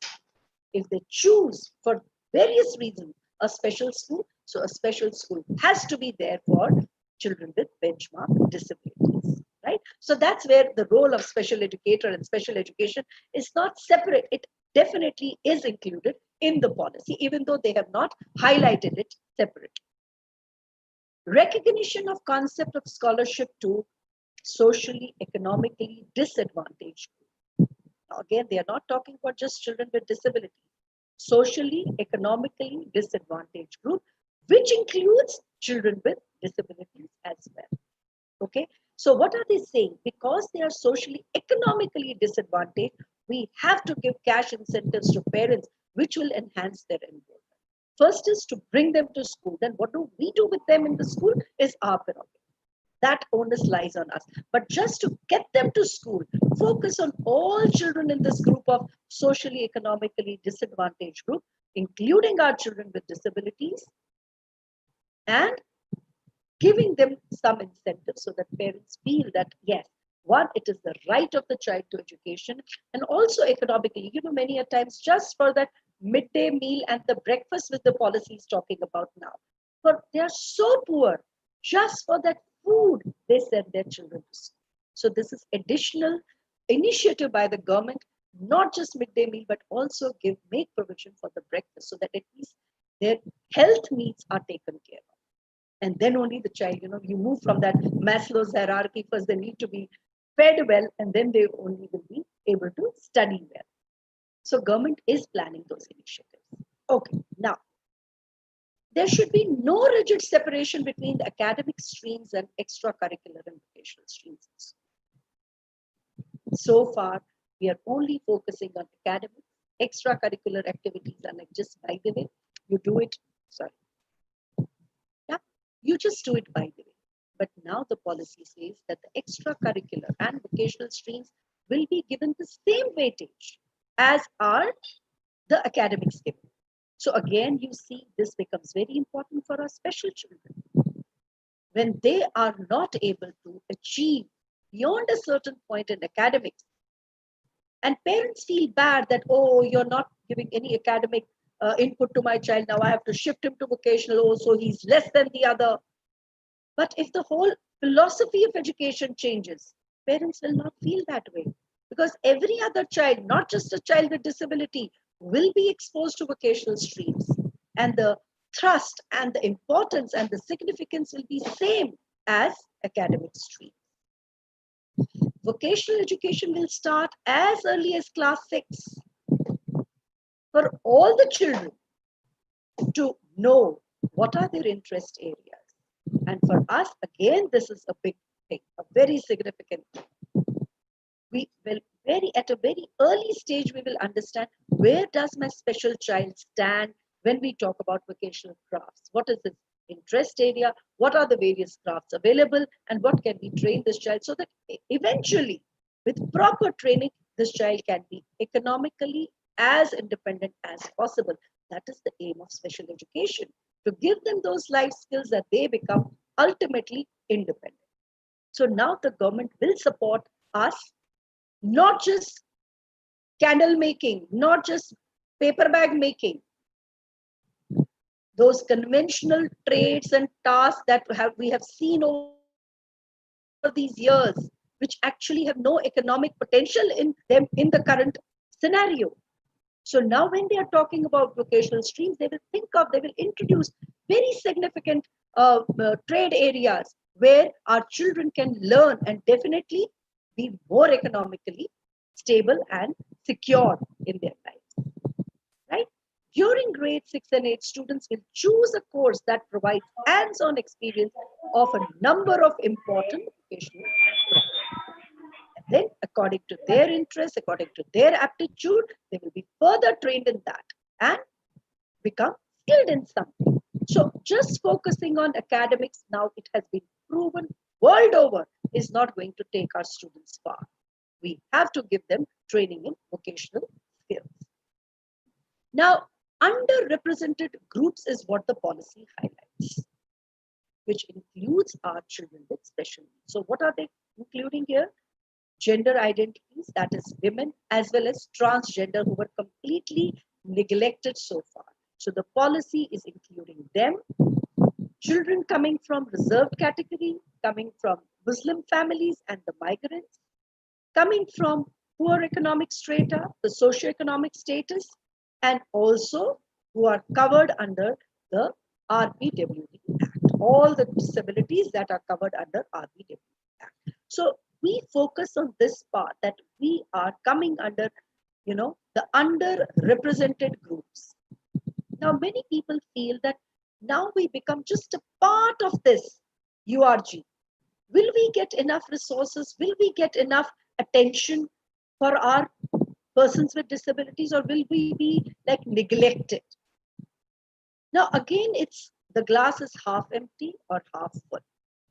As special educators coming from the disability sector, I think we should look at the policy positively, because the policy is here to stay. Nobody's going to change the policy now. We have to, what I said earlier, I'm reiterating, with a magnifying glass, pick up where we fit in and then fight for our rights. We are advocates for our children, but we have to still stick to the framework given by the government. That's not going to change. So we also have to take the onus that what can I do? What am I doing to bring about the change in this child? Not always pointing fingers towards the government. As we say, that cliched thing, be the change that you want to see. But there is so much of substance in that statement. Unless we make effort from our end, the government will also continue to have that step-motherly treatment towards our children with disabilities. When we show good work, when we show results, I'm sure government, each state government, because education is a state subject, they will take notice of what you're doing, and there will be many people to come forward and support. Okay. Now, they also talk about special education zones. And the national education policy has used this term, special education zone. Now, what is that? Regions with significantly large populations from socially, economically disadvantaged groups should be declared as special education zones, which will include our special children as well.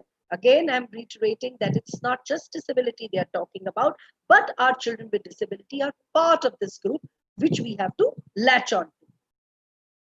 A school complex with one secondary school together with all other schools offering lower grades in its neighborhood, including Anganwadis in a radius of 5 to 10 kilometers. Why have I put this picture here? This is a child who's expected, supposedly getting home education in a remote area of Maharashtra. And when we speak to the parents, we found out that nobody was visiting this child. And when the Sarva Shiksha people, when they came there, all that they provided him was with this one wheelchair, which is not even appropriate for him. You can see that in the picture. So the Sarva Shiksha Abhiyan on paper are saying that they have provided the wheelchair to the child who needs a wheelchair. But what is the quality of the wheelchair? That the paper does not say, that nobody says. That's only found out when people, collect data, they go there for some research. That's when they find out the reality is far from what is being written on the paper. So the education policy is taking into consideration the reality and then talking about that education has to reach every single child in the remotest possible area. And they have spoken about aspirational districts. What is this aspirational districts? These are special geographical locations where access is very, very difficult. For example, recently I was in a place called Haldwani in Uttarakhand. So I was interacting with people over there, and they spoke about how difficult it is to reach education to the areas which are on a terrain. It's a hilly area. How it is difficult to have a school with accessibility for children, say, for example, with wheelchair. So how do you reach education there? That is what the education policy is talking about. Focusing on these aspirational districts where reaching education is a must. How you go about it? We have to find resources for that.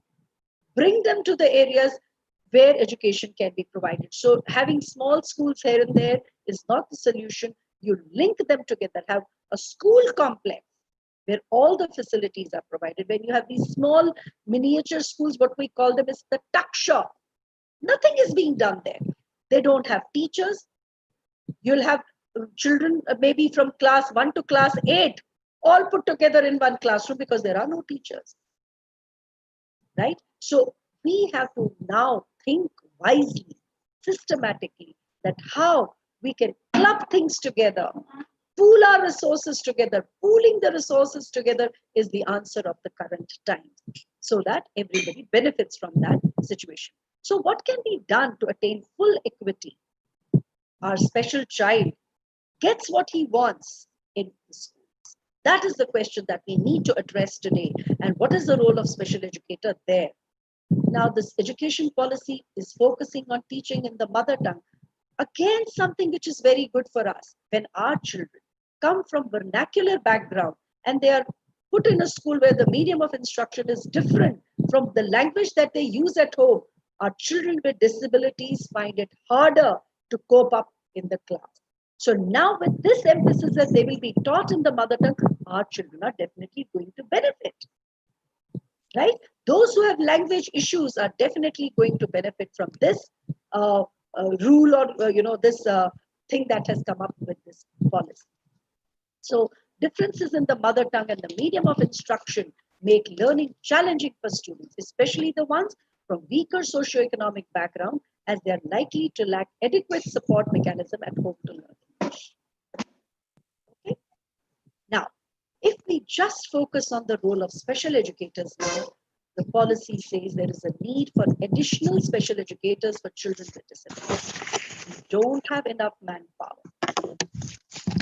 Our special educators lack in subject teaching knowledge. So if my special educator is placed in a mainstream school, she needs to know teaching the pedagogy of school subjects. So wherever our teacher is lagging, give them those additional skills. Now, so far, what have we done? A teacher who has done a course in B.Ed, M.Ed or VI is one disability. It's not across the disability, right? So if she finds a child with another disability in the class, they are at loss. What happened in Sarva Shiksha Abhiyan? Any teacher with any disability training was just placed anywhere and they would just put their hands up. Madam, we don't know how to teach a child with autism because I have specialized in visual impairment or hearing impairment and so on. So what is RCI doing now? RCI was so far completely particular and stringent with focusing on disabilities. Now with the new education policy, you all will be pleased to know that even RCI is now developing teacher training programs for mainstream teachers, teaching them how to teach children with diverse needs in class. Training special educators in different disabilities than what they have been trained in. All these are new things happening. All these things we have to do to, make this change possible. What this education policy is talking about to make it happen, these are the things which the government bodies are taking initiative in. Then we as teachers have to come forward. Yes, I want to be trained. I cannot be, I have done my training. I know how to teach a blind child. I'm not interested in teaching a hearing impaired child. There are other special educators for that.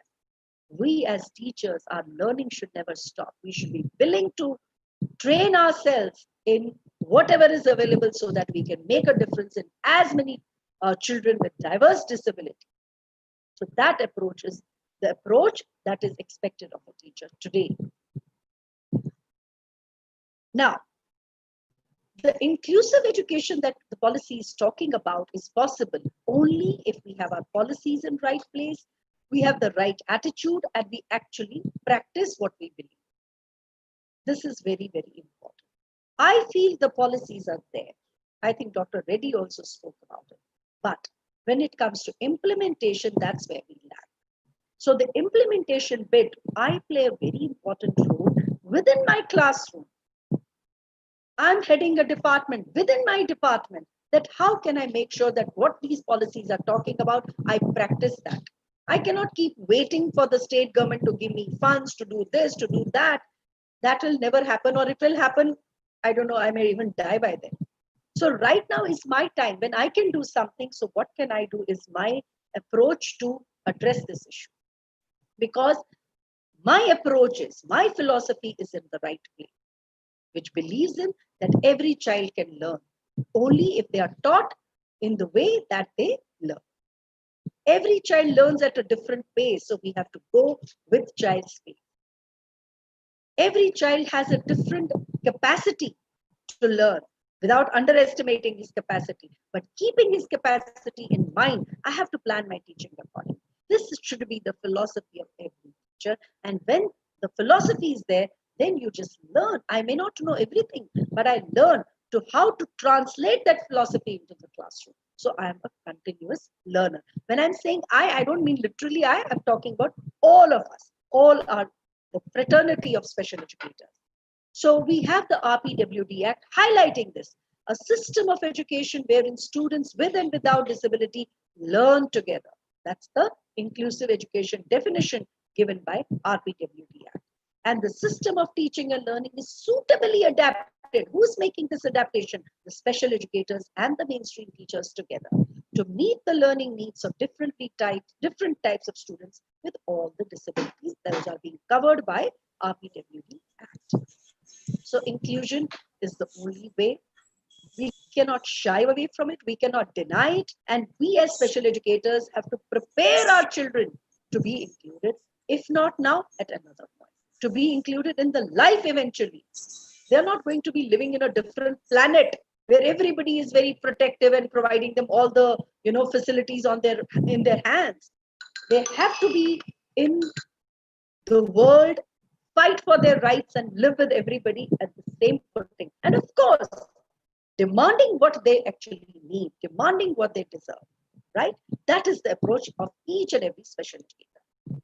Now, the role of teacher is highlighted in the National Education Policy in Chapter 5. So we have to understand, right from that Gurukul time where the students and the teachers had a very reverent relationship, right? The teachers were revered. We have lost that respect somewhere. We can't blame it. Oh, that's the today's generation and that's how they are. No, somewhere we are also responsible because somewhere we have distanced ourselves from that student. We don't reach out to the students. We don't connect with them at personal level. We treat our job as a 9-to-5 job. Our job is not 9 to 5. Our job is molding of that child, where I think Shrisha read out that sentence from my CV, that focusing on the effective domain is very, very critical, very, very crucial, very, very important. If we focus on their effective domain, that's possible only if we also believe it in our heart. When we do that, we'll bring back those children, to revere us. Revere us as in like that respect with us for our children and for the children for us. And yes, the use of technology today is very important. So the policy highlights on all these domains, all these aspects. So if we form an acronym of teachers, what is the role of the teacher, including the special educator? I'm not talking about special educators separately, though we are in field of disability, but I'm talking about, I want to highlight a teacher is a teacher, first and foremost. Then you are a special teacher or a regular teacher, but basically you're a teacher. So yes, in today's time, a teacher has to equip herself with all the technical know-how. We have to learn. We are all learning. I mean, this COVID has pushed us to learn technology, and technology makes a huge difference in the learning of our children with special needs. So all the more reason we have to learn how to use technology for our children with disabilities and in an inclusive classroom for all the children. We have to believe in equity. Equity is where, again, the focus is not that I'm giving you, be happy, be thankful, I'm providing you knowledge, I'm bringing you in my class. No, he has to be taught the way the child learns. That is equity. That is the difference between equality and equity. Making education accessible to all, not just physically, but in all ways, in all aspects of education, it has to be made accessible to each and every child in that class. Teachers' accountability is something which this policy highlights. I'm accountable for what I have done in my class. Because the accountability in our system is much less. So we just feel we have gone, we've taken a lecture, I've said blah, blah, blah, whatever. Now it is for the child. Whether he learns or he doesn't learn, he passes or he fails, it's not my headache. Nobody is checking my outcome. Nobody is checking what were the objectives that I had set for myself. Have I achieved those objectives for my students or not? You know, in a city, I would say most of the cities in India are like that. In a country like Dubai, I'm giving you an example, many of our students go for jobs to Dubai. And when they come back and they tell us, madam, how accountability is the main thrust in the school system here. The teachers are constantly working, keeping in mind that any point of time there will be questions. So they are alert that I have to show a remarkable improvement in each and every child in every aspect of teaching. That is, how a professional teacher would work. So we have to be accountable for what we do in our class in those 30 minutes. We have to be caring, definitely yes, keeping in mind the needs of the child. One shoe does not fit all. We have to be caring about how and what are the needs of each and every child and go beyond that classroom, go beyond that textbook. Give the child what he needs. If he needs extra love, just give him that hug. Reaching out to the child physically is also very important at times. So be caring, be sensitive, and collaborate. Very important aspect highlighted in the policies. No teacher is expected to know everything. None of us are perfect. So we need to collaborate. We need to, team up with people who know, right? It could be a counselor, it could be a psychologist, it could be a special educator, it could be a regular teacher, it could be a therapist. We need to collaborate and focus on holistic education, not just learning those 3 hours, but holistic education, which will prepare them for life. Empowering my child, not just being overprotective, but making him independent learner. So empowerment of child is very important. What I said earlier, give them those higher order thinking skills, give them vocational training so that, the whole policy is focusing on empowering each and every child so that they are prepared for life. Education is irrelevant and insignificant and minuscule if you have not prepared the child for life. If you have not been able to empower that child to fight for his rights, to have an economic standing to whatever level he can, achieve that, we have to empower. Our education should be rooted, that is, in our philosophy, in our culture. We don't have to follow the best blindfolded. Our education is rooted with so much from our culture, so much from our scriptures. We have to prepare the child for the world. We don't have to take him to the archaic, system of education blindfoldedly. No, but we don't have to take our child away from our culture as well. We have to make our child stay rooted to his roots. So talking about our culture, and we are a secular nation. Nobody is talking about teaching only this philosophy or that philosophy. No. But we have to give them some solid base. We have to give them those philosophies. We have to keep them rooted. Make the children reflective. Let them be reflective. The teachers should be reflective themselves.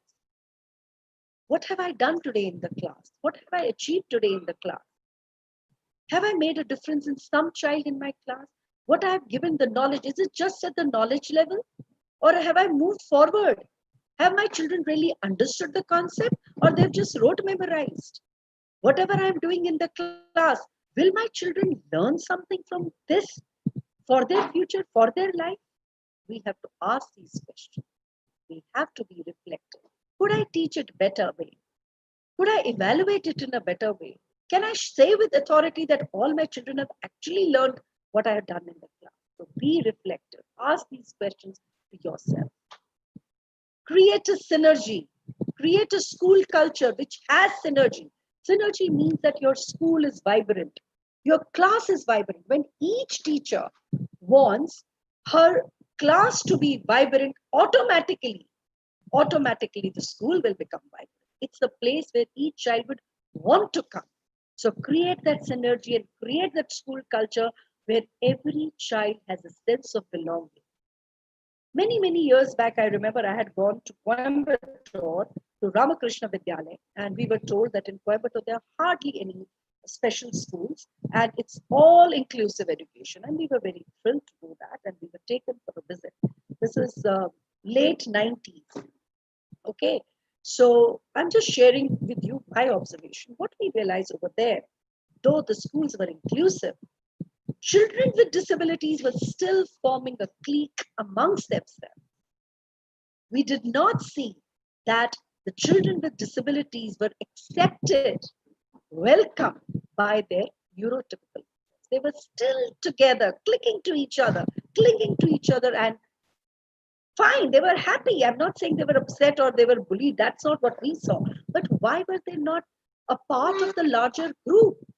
I'm sure changes must have occurred. I'm talking about late 90s. Now we are in 2020. But that's what we have to create our school culture. That sensitivity and awareness. And see, many a time children do not reach out to a child with special needs because they don't know how to reach out. They don't understand their condition. They don't understand. Or maybe somehow the teachers have communicated a wrong, a negative approach, a negative attitude. So they will do what they see in their teachers doing. A child models the teacher's behavior.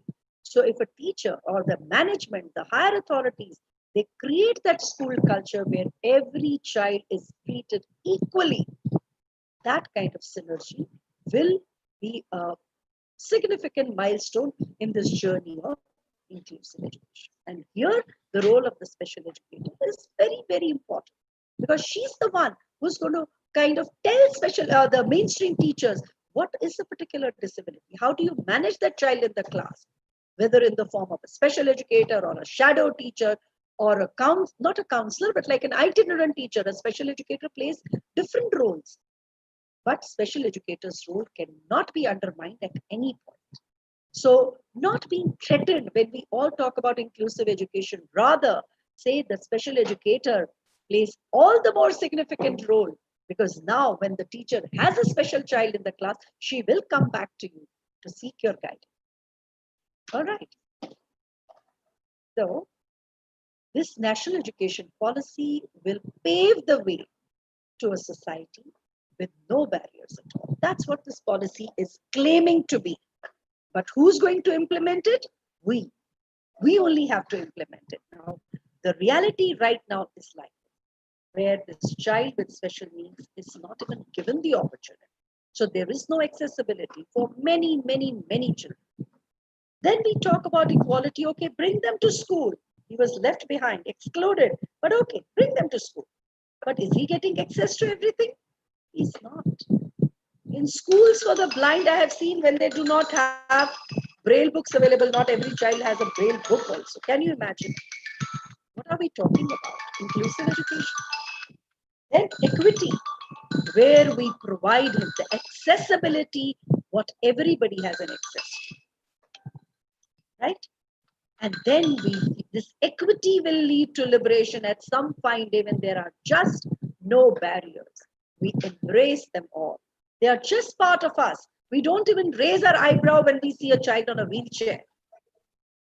They become as much a citizen of a country as we are. If you see, I'm a woman. If I see a man, I don't raise my eyebrow. If I see a transgender, I should not raise my eyebrow. Similarly, when I see a person with a disability, I should not raise my eyebrow. They just become part of us. That is what this education policy is highlighting.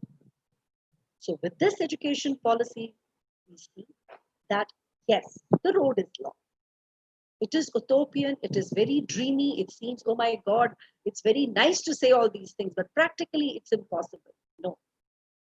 When the journey is begun, assume that it is half done. Because we have already determined, and today on this auspicious day, of International Day for the Persons with Disabilities, let's all pledge that we will make sure that this policy will be implemented. Slowly, steadily, yes, but it will be implemented. So on that positive note, I will say thank you. And if you have any questions, if we have time, I will take a couple of questions. Thank you very much. And thank you once again to the organizers, Department of Education, for having me here for this webinar. I hope everybody could hear and see completely because I cannot see anyone of you. So I'm going to stop sharing. One second.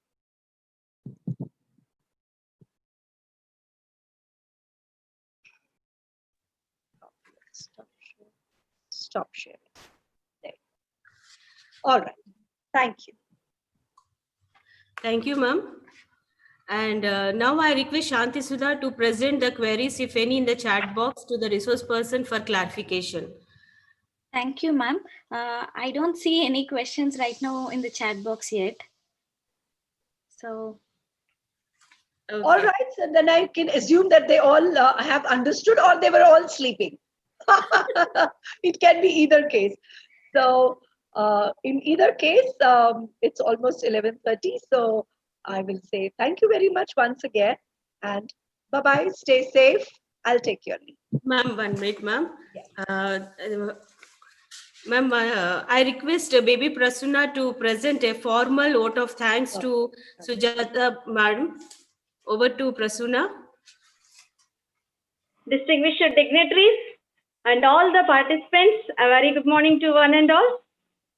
At the outset, on behalf of Department of Education, it gives me an immense pleasure and I take this honor and privilege to propose vote of thanks for this morning session. So I thank all the university authorities for their continuous support and encouragement to conduct this today's webinar on National Education Policy 2020, Special Education Perspectives and Rights of Persons with Special Needs and differently abled. It gives me an immense pleasure to thank Dr. Sujata Ban ma'am, Professor and Head Department of Special Education, SNDT University, Mumbai. Our sincere and heartfelt thanks to you, ma'am, for your insightful, comprehensive, and extensive presentation on special education perspectives. We are very grateful to you, ma'am, for accepting our invitation and consented to be the resource person of today's session to speak on special education perspectives, throwing light on National Education Policy 2020. So, madam, you have explained very well with your vast experience and in-depth knowledge, and with all the statistical evidences, and explain what are the causes of large dropout of special needs children and the ways to bring back them to the school, and the current curricula and the pedagogy, the role of special educators, and the importance of early childhood care and education, and the need of vocational education for the special needs children to prepare them for their independent living. We are very grateful to you, ma'am, for your wonderful presentation. Madam also rightly explained the possibility of the inclusive education, so with the right and positive attitudes towards them. And madam, you have beautifully explained the expansion of the term teacher. So by using the pillars of National Education Policy 2020, the technology, equity, affordability, accessibility, accountability, and holistic education and the synergy. So thank you very much, ma'am, for your wonderful presentation. Thank you very much. Thank you, ma'am. Thank you very much. Thank you. God bless you all. Thank you and have a good celebration. It's a very important day. So I'm also rushing for our celebrations for today. So I'll have to take your leave. I wish you success for the rest of your program and we'll connect in future as well. Thank you very much. Thank you. The honor is mine. The honor is mine. The pleasure is mine. The pleasure is mine. Thank you very much. Bye-bye and all the best. Bye-bye. Thank you. Thank you.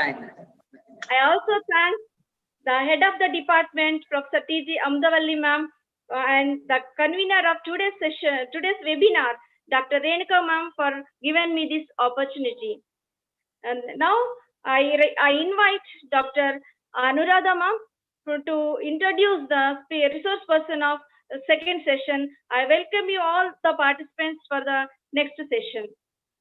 Over to you, Anuradha ma'am. Good morning to one and all.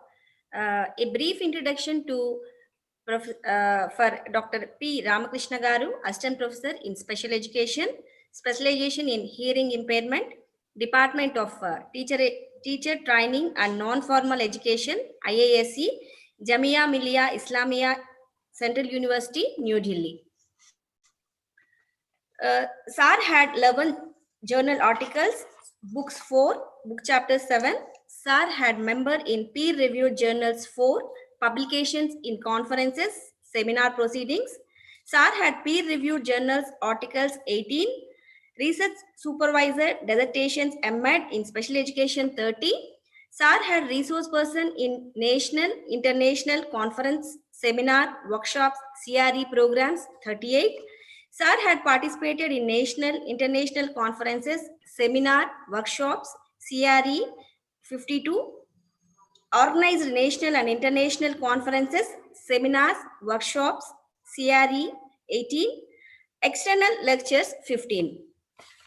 Sir served as an academic counselor for Dr. B.R. Ambedkar Open University, Hyderabad, Indira Gandhi National University, New Delhi, Madhya Pradesh Bhoj Open University, Bhopal, Tamil Nadu Open University, Chennai, Yashwantrao Chavan Maharaj Open University, Nasik. Served as a coordinator for Madhya Pradesh Bhoj Open University, Bhopal, Tamil Nadu Open University, Chennai. Sir has as an evaluator and paper setter for many universities like Avinash Lingam University, Coimbatore, Bharati Dasan University, Tiruchirappalli, Dr. B.R. Ambedkar Open University, Hyderabad, Indira Gandhi National Open University, New Delhi, Madhya Pradesh Bhoj Open University, Bhopal, Manipal University, Manipal, Usmania University, Hyderabad, Ramakrishna Mission Vivekananda Educational Research Institute, Coimbatore, Sri Padmavati Mahila University also, and Tamil Nadu Open University, Chennai. SAR is having a membership of professional societies like Life Member of Indian Association of Teacher Education, Fellow Member of Indian Academic Research Association, Life Member of National Convention of Educators of Deaf, Member of Indian Academicians and Research Association. SAR's major research interest area are curriculum adaptation, psychosocial aspects of hearing impaired sign language, inclusive education, cross disability, and assistive technology. SAR had 18 years of teaching experience in the field of special education, particularly in hearing impairment, worked as a course coordinator for D.Ed Special Education, B.Ed Special Education, M.Ed Special Education, HI program. Worked as a special teacher, resource teacher, lecturer, assistant professor, and coordinator. Sir served a member of academic counselor in RKM-VERI. Served as a member of IQAC of RKM-VERI. Serving as a member of academic committee in ISLRTC. Organized various disability awareness camps and CBR programs. Coordinator for Indian Sign Language, Dictionary, Bilingual English and Hindi. Coordinator in developing Indian Sign Language, mobile apps in 11 Indian languages. Acted as a coordinator for International Student Cell, ISC. Prepared self-learning material for B.Ed SCDE-HI, M.Ed SCDE-HI to TNOU and BRAOU. RCI visiting expert and RCI ZCC member also. RCI expert committee member also. SAR can communicate in Telugu, Hindi, English, Tamil, Marathi, Kannada and Indian sign languages also. This is a brief biodata of Dr. P. Ramakrishna Garu. Thank you very much for giving me this opportunity. Sir, now the platform is yours, sir. Good morning. Am I audible? Yes, sir. So first of all, I would like to thank Sirisha Garu for your elaborative introduction about me. Now I could see Professor Amudavalli ma'am on the screen. So first and foremost, I would like to thank the organization Padmavati Mahila Visvavidyalayam for giving me an opportunity to share this platform with a very seniors, and I'm very much privileged to be the part of this national webinar by sharing the platform like legends, Loknath Reddy Garu and Sujata Ban ma'am. So it gives me an immense pleasure and very happy that I am also the part of this national webinar on the occasion of Disability Day. So that topic already covered by Sujata Ban ma'am was national new educational policy 2020, and the next topic which is allotted to me is rights of persons with disabilities or rights of differently able. So let me share my screen.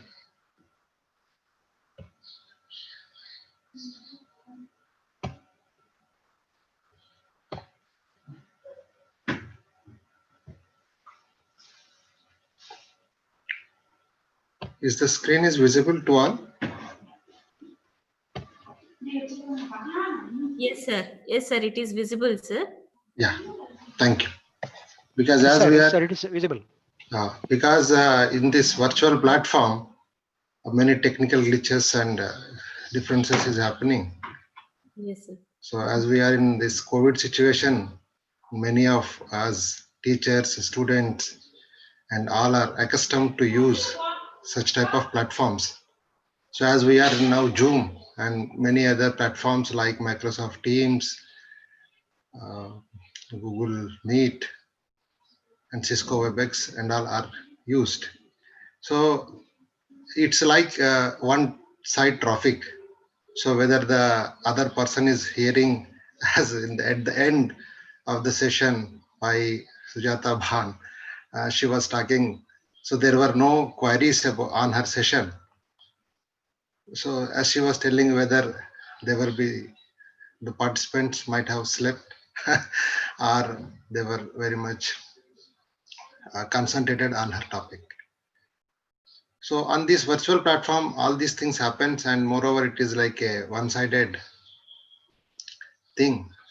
So in between, I would like to ask somebody to give some response, whether you are able to listen or see my presentation or not. So the topic, this is not something new, but I'll try to make you to understand, or I'll try to share the things are come across during my experience and during my teachings and during my study. So there are certain things which I would like to share on this occasion, especially on the Disabled Day. So this is very much important topic, and many even after getting trained, because in the introduction itself, Sirisha was telling about many things about me. So even after teaching many things during our either it is diploma program or B.Ed program or maybe M.Ed program, training program, especially in special education, many of the trainees are those who have completed their programs. So they were not aware about CRE programs. And many of them, they were not about or clearly not have an idea about RCA registration. Because as I'm daily keep on getting calls from different places, because she was explaining about me that I worked in different places. So as I'm telling, because all these things that even rights of differently able are also like such that that during our B.Ed special education, either irrespective of your category, either you are trained in visual impairment or intellectually disabled or hearing impairment or whatever it may be. So there are certain things which we need to have an idea, at least some basic idea to cater the needs of children with different types of disabilities. Because as we are in the field of special education, so it is the responsibility of a special educator to know about the different issues, aspects, and concessions, and many other things related to disability. Because the parents, many of the parents, they might not be aware about the different rights of the children with disabilities or persons with disabilities. Even persons with disabilities, they themselves are not aware about many rights which are very much useful to them. So in this context, I would like to give some picture or some, I would like to share some of the things about the rights of differently abled in this occasion. So in this session, we would like to, we are going to see that different human rights and legislations across the globe and in Indian context, and constitutional rights of persons with disabilities, UNDRDP and UNCRPD, Indian Constitution and RPWD Act. So under these 5 subheadings, I would like to share the information which I could collect and which I have some experience with them. So if you see that differently abled data across the world, so there are about 100 crores people, or we can say that 15% of the world's population. So they are experiencing some form of disability. So overall, this is a data from World Bank report, recently data in the month of November 2020. So they have given a data for some purpose. So about 100 crores of people are experiencing some form of disability. This is not exactly the which overall, either it may be any type of disability. So if we could see that disability prevalence is higher for developing countries. So as we say that developing countries are developed countries having more infrastructure and more highly developed and technological instruments and many policies for the many people, including persons with disabilities. Even though we have all these things, we could see that disability prevalence is higher comparing to underdeveloped countries in developing countries. So if we could see that on an average, there are 15 crore people experience significant disabilities, those who are finding very much difficulties with the disabilities. That the number we could see that this is the data, this is the number given by the World Bank report across the globe. So total there are 100 crores people are suffering from any type of disability. Out of them, 15 crores are significantly having some problems or significant disabilities. So then we come to an Indian situation. So the data talks about, this is again NSSO, National Sample Survey Organization, survey from 2011 census data. This talks about approximately 2.68 crores people are, if you could say in the percentage, that it is 2.5% of the India's population have one or more disabilities. As you are aware that in the NSSO sample census data, if you could see that there are 6 categories, 6 to 8 categories have been identified as disabilities, and they have collected the door-to-door survey, and based on that survey, so NSS was reported that 2.68 crores people in India having in one or more types of disabilities.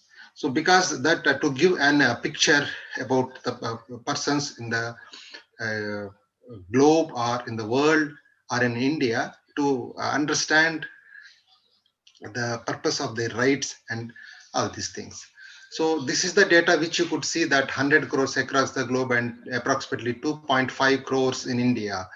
So they are the people representing and along with the persons with so-called typically developed, or we can say that normally normal person or normally developed person. So here they are also contributing to the economy in the globally as well as in India. So we cannot make them separate, and we cannot uh, given and certain opportunities to them to lead a successful life. So in this context, in general, I will talk about the what are the human rights. So human rights, we know that every human being having certain rights to be accessible for them, or to be utilized, or be in the society. So India is one of the countries with a high prevalence rate of persons living in the disability. So as I was already talking about in the previous slides, that being in a developing country in India, even we also have a high prevalence rate of persons living with disabilities. So all human beings, including disabilities, are born free and equal in dignity and rights. As I was talking that even so-called typically developed persons or normal persons have their rights. That the same way, even children or persons with the disabilities are also have they are also free and equal and dignity, and they are also have the same rights. So people with the disabilities across the world or across the globe, they are finding difficulties to fulfill their rights. This is not only happening in developing countries; it's happening across the globe, and it's worldwide. We could see that many countries, in the many countries, people were fighting for their rights, even though their rights was constitutionally given by the different countries and different constitutions, but they were not exactly followed by them, by the different states, or by the different countries, or by different constitution. So that there were many issues were there, and people with disabilities were fighting for their rights. So people with disabilities all over the world experience there are certain issues with their human rights. So either it is a state or a country or any other continent, irrespective of that, that the full development as a human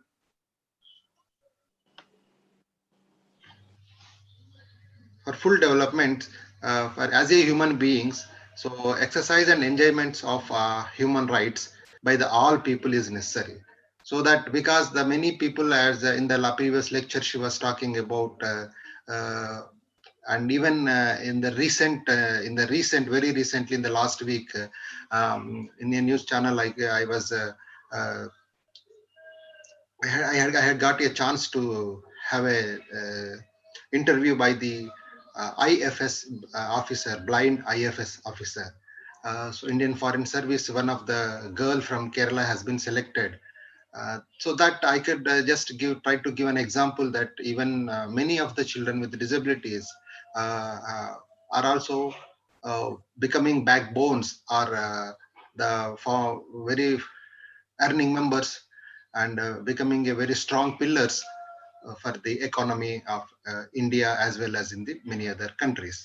So when we as a human beings, even each and every disabled person are also is the very much important. So when we talk about human rights, the human rights are equal for the uh, normal person as well as the persons with disabilities. So human rights and fundamental freedoms help us to develop our. It is common that either it is a person with differently able, or maybe a person having a good abilities, whatever it may be, we kind them. So these fundamental rights and human rights are fundamental freedoms. So in many of the occasions, they help us in to develop our intrinsic qualities. It develops intelligence and talents to meet our concise to meet our material as well as spiritual needs. So following the human rights and fundamental freedoms has a good impact even on persons with disabilities. So the knowledge of these rights and freedoms. So to know about the different rights which as a human being we have, along with or including with persons with disabilities. So the knowledge of rights and freedoms of oneself as much as of the others is considered to be fundamental tool to guarantee the respect of all human rights. So first we need to understand the rights of a person, and if you could satisfy yourself with the right, so that also can be helpful to the even for others, those who are in the neighbor persons or neighboring houses or whoever it may be. So each and every person, including person with disabilities. So first respect the right which you have, and you enjoy the right, and you should think about the right which is applicable even to the person who is involved with you, or who is coming with you, and who is also a part of the community, and that is very much important. So in this context, dissemination of knowledge of human rights.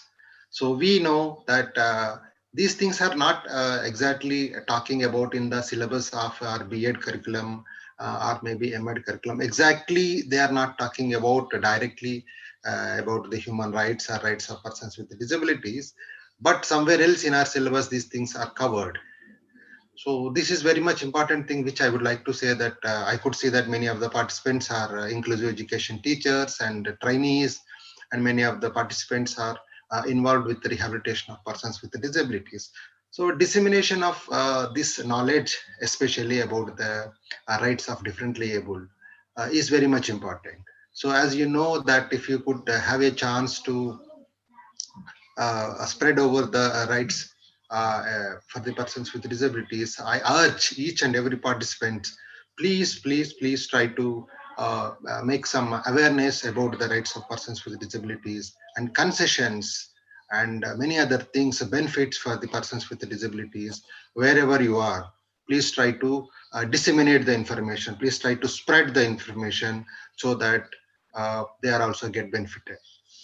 So dissemination of these things are very much important to bring especially attitudinal change. So as she was talking in the Dr. Sujata Ban was professor talking about the new education, in the new education policy, National Education Policy 2020, there were many things she was talking. So especially if you talk about inclusive education, so this attitude is, it's making a very much difference in getting admission, the children with disabilities in the schools, and making provisions like scholarships and giving some transport allowance and many other things. And even in the new educational policy, this attitudinal change is playing a very vital role. That she was also talking about, I hope that there are different resource centers is going to be established in different districts with the help of different training programs with the institution, those who are having, especially in government and some famous reputed non-governmental organizations. So that the faculty who are involved in the special education field are going to be the resource person in that centers. So that certain type of resource centers will be going to helpful to make the attitudinal change in the administration of the school, as well as the teachers, in the teachers, in the sense that inclusive education school, the number of the special teachers or inclusive teachers, are the different names have been given by different countries or different states. So in Andhra Pradesh, they have some IERTs and inclusive education teachers. In Maharashtra, even because in Madhya Pradesh, and even now I'm in Delhi, and there are different titles. They have different designation have been given. But this the work load and the responsibility is that the same thing that they are going to cater. So here in this context, I would like to tell that the dissemination of the knowledge about the rights for the purpose of attitudinal change in the human being, so that they can also help children with disabilities to become a successful productive member in the current generation, so that the inclusive education also become a success in the all aspects. So human rights for all become the spirit of the very living. So though that when we explain the different types of human rights which are available or which has to be exactly given to them to be followed, so that is the very much important to be live successful or to lead like any other person, successful person in the society. So if you could see that some of the things which were happening long back, so that I could see, I could get it, that the legislations are history about the human rights. So first, let me share about the human rights of the general population, or general in manner in the sense it includes a persons with a disability. So here I am not segregating, and I am not avoiding, and I am not making something different.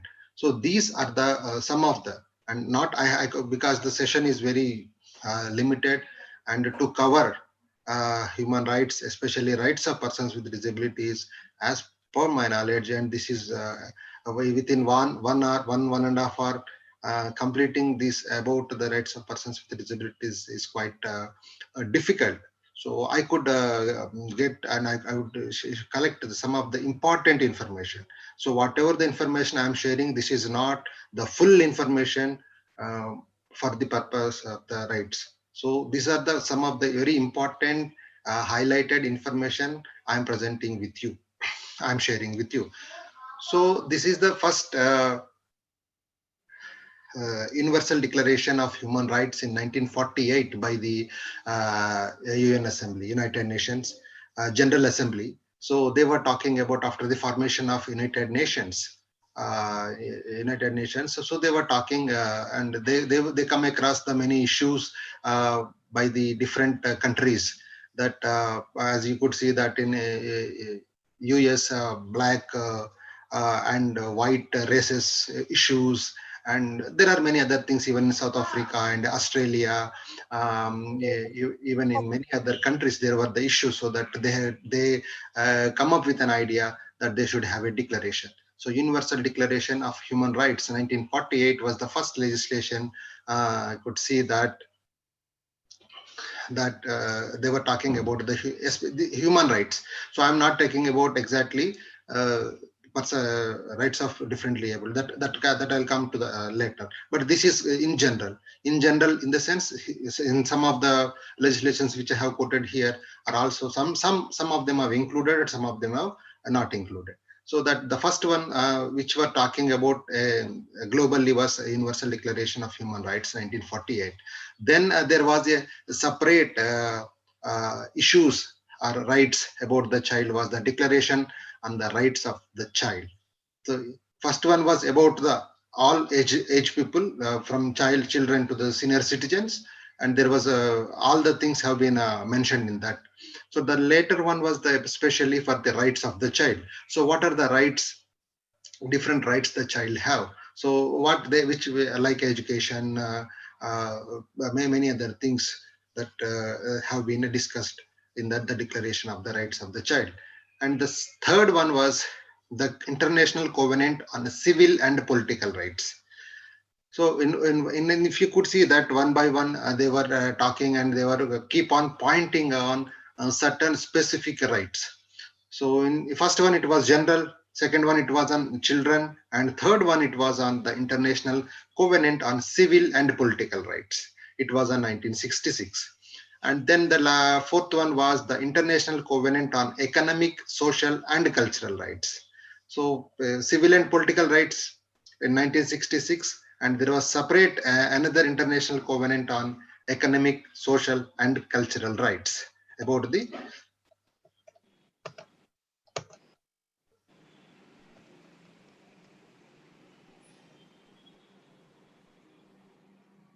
hello.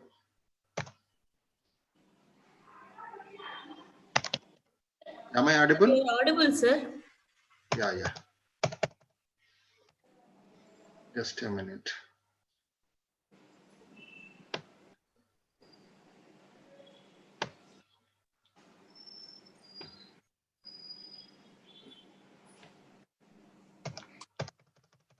My PowerPoint is not moving. Just a minute.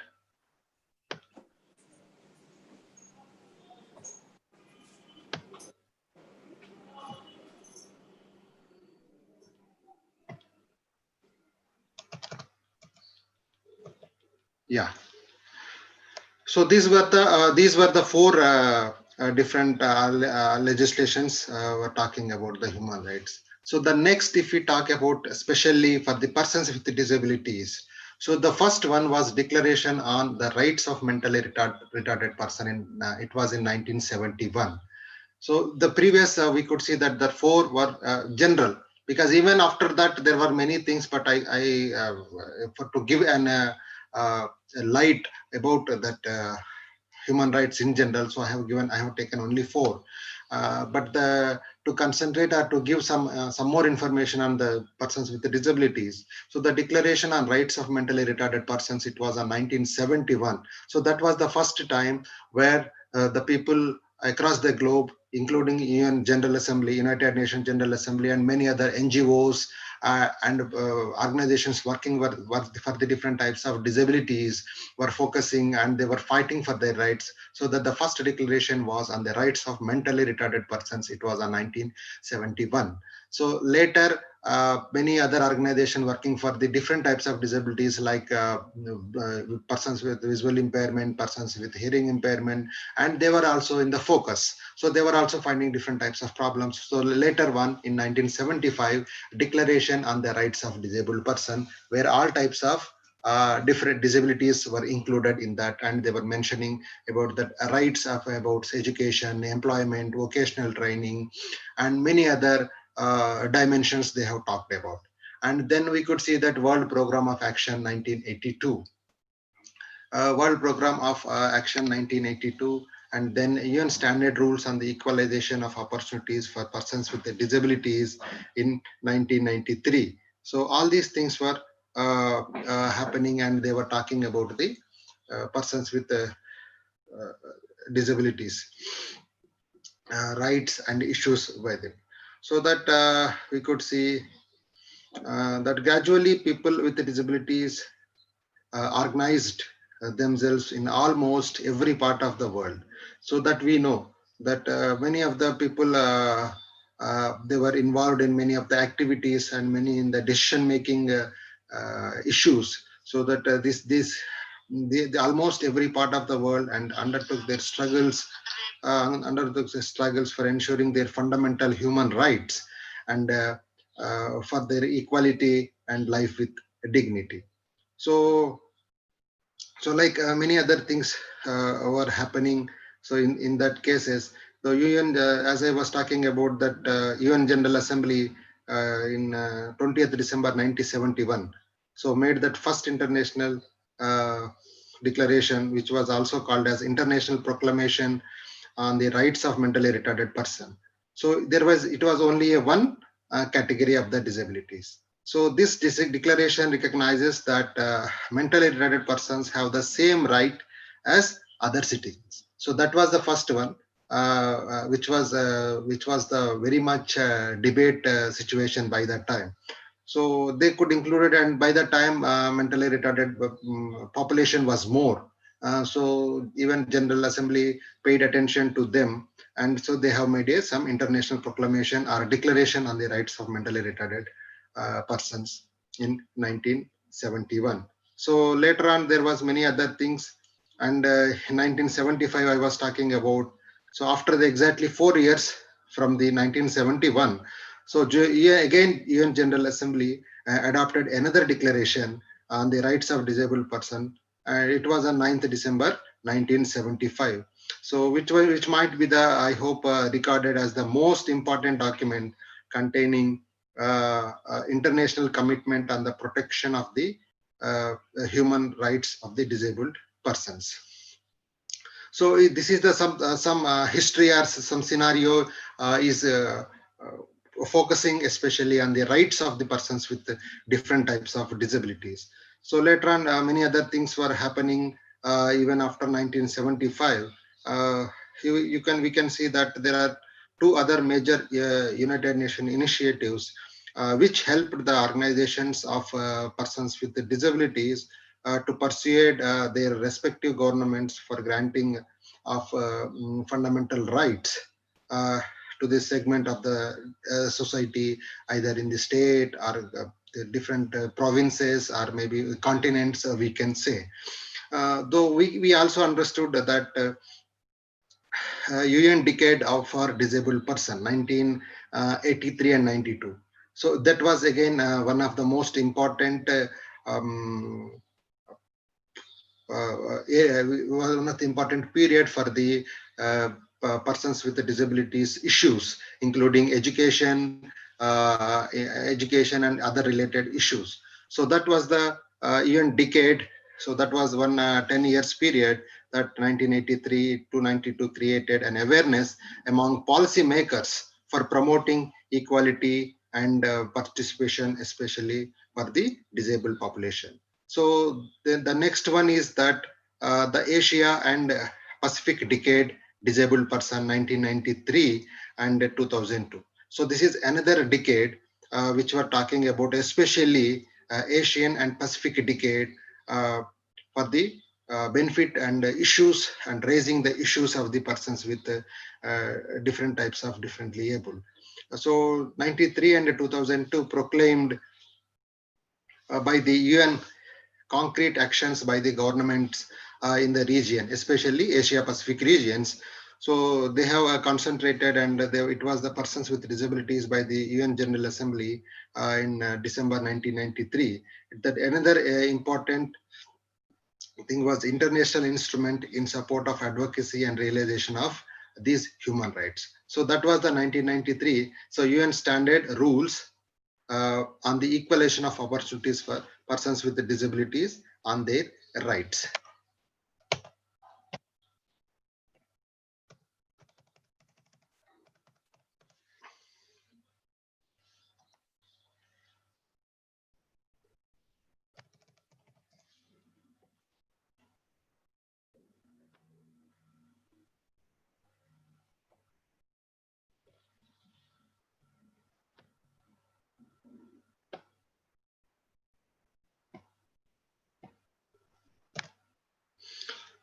So next, in that context, we could see that proclamation on the Asia Pacific region, which I was talking about, that the full participation and equality of people with disabilities in the Asia Pacific region.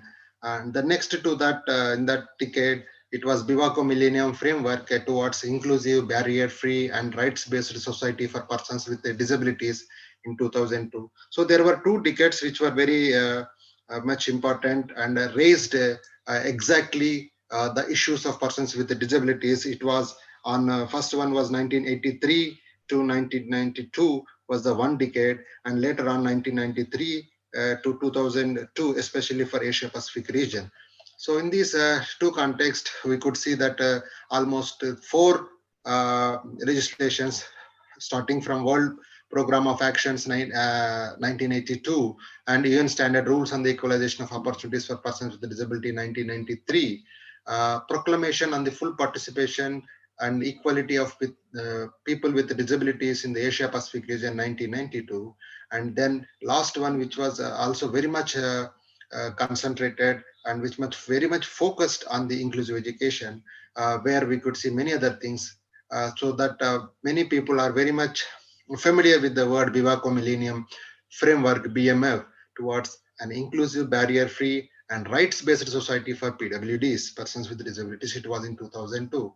So in continuation to that, many of you are aware about that UNCRPD. I need not to explain many other things right now, that in the forthcoming slides, I'm going to talk about on this, especially on the rights. So the United Nations Convention on Rights of Persons with Disabilities 2006 made make changes, many other things, issues for the persons with disabilities across the globe. So if we could see that, so these were the different legislations, acts by the different organizations throughout the world. So these were the applicable across the globe. So if we could see that some of the legislations, especially in India, what were the different legislations were applicable or so far using for the benefit of persons with disabilities in India. So the first act, I hope many of you are aware about that. Just I would like to make something you to understand that the sequence of the different types of policies and legislations which were which were also to be catering the needs of persons with disabilities. So that it was the first one was the Mental Health Act 1987. So it was the first one in India. And after that, you must be aware that the Rehabilitation Council of India Act came into the existence to standardize the services and to give education, to make them different education related and other rehabilitation, habilitation and training issues, and including rights of the persons with the disabilities. And that next one was that the Persons with the Disabilities Act, that you are aware, that equal opportunities, protection of rights and full participation, captioning of these three things. So equal opportunities for the persons with the disabilities. Of course, they are also the members in the society. So they need all those things to be also utilized, and protection of their rights and full participation in each and every activity. And then later it was a national trust for the persons with autism, cerebral palsy, mental retardation, and multiple disabilities act in 1999.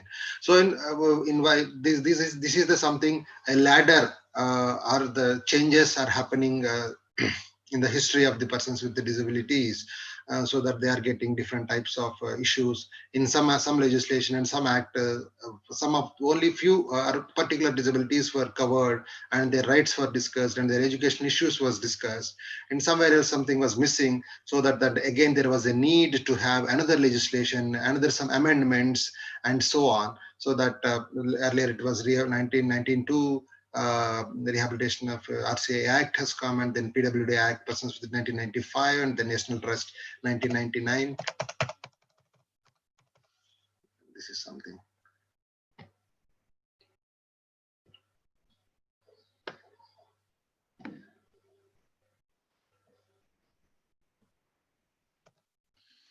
This is something.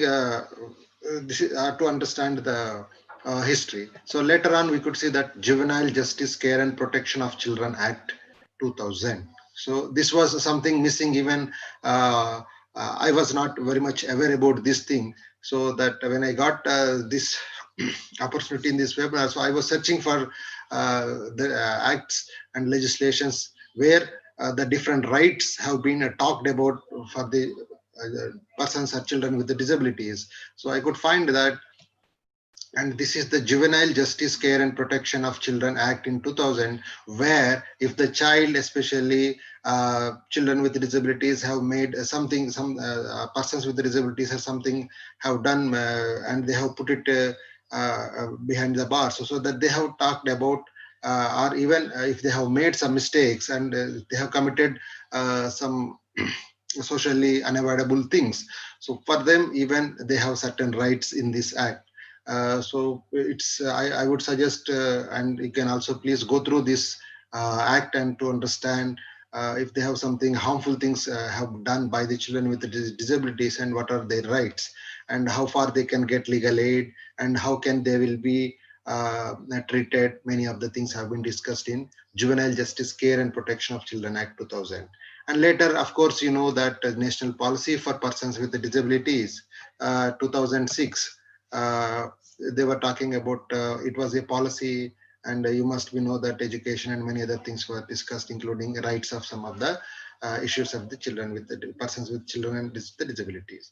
And of course, the last one, the Rights of Persons with Disabilities Act. So here, in these things, we see that we are going to discuss the different rights they have mentioned in these things, RPWD Act 2016. So earlier it was bill, and later in 2016 December, so it was given by the both Rajya Sabha and Lok Sabha. The approval has been granted, and they have made it a policy.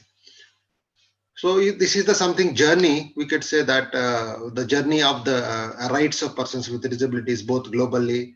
So this is something globally we have seen, and now in India we could see that some of the legislations were focusing on.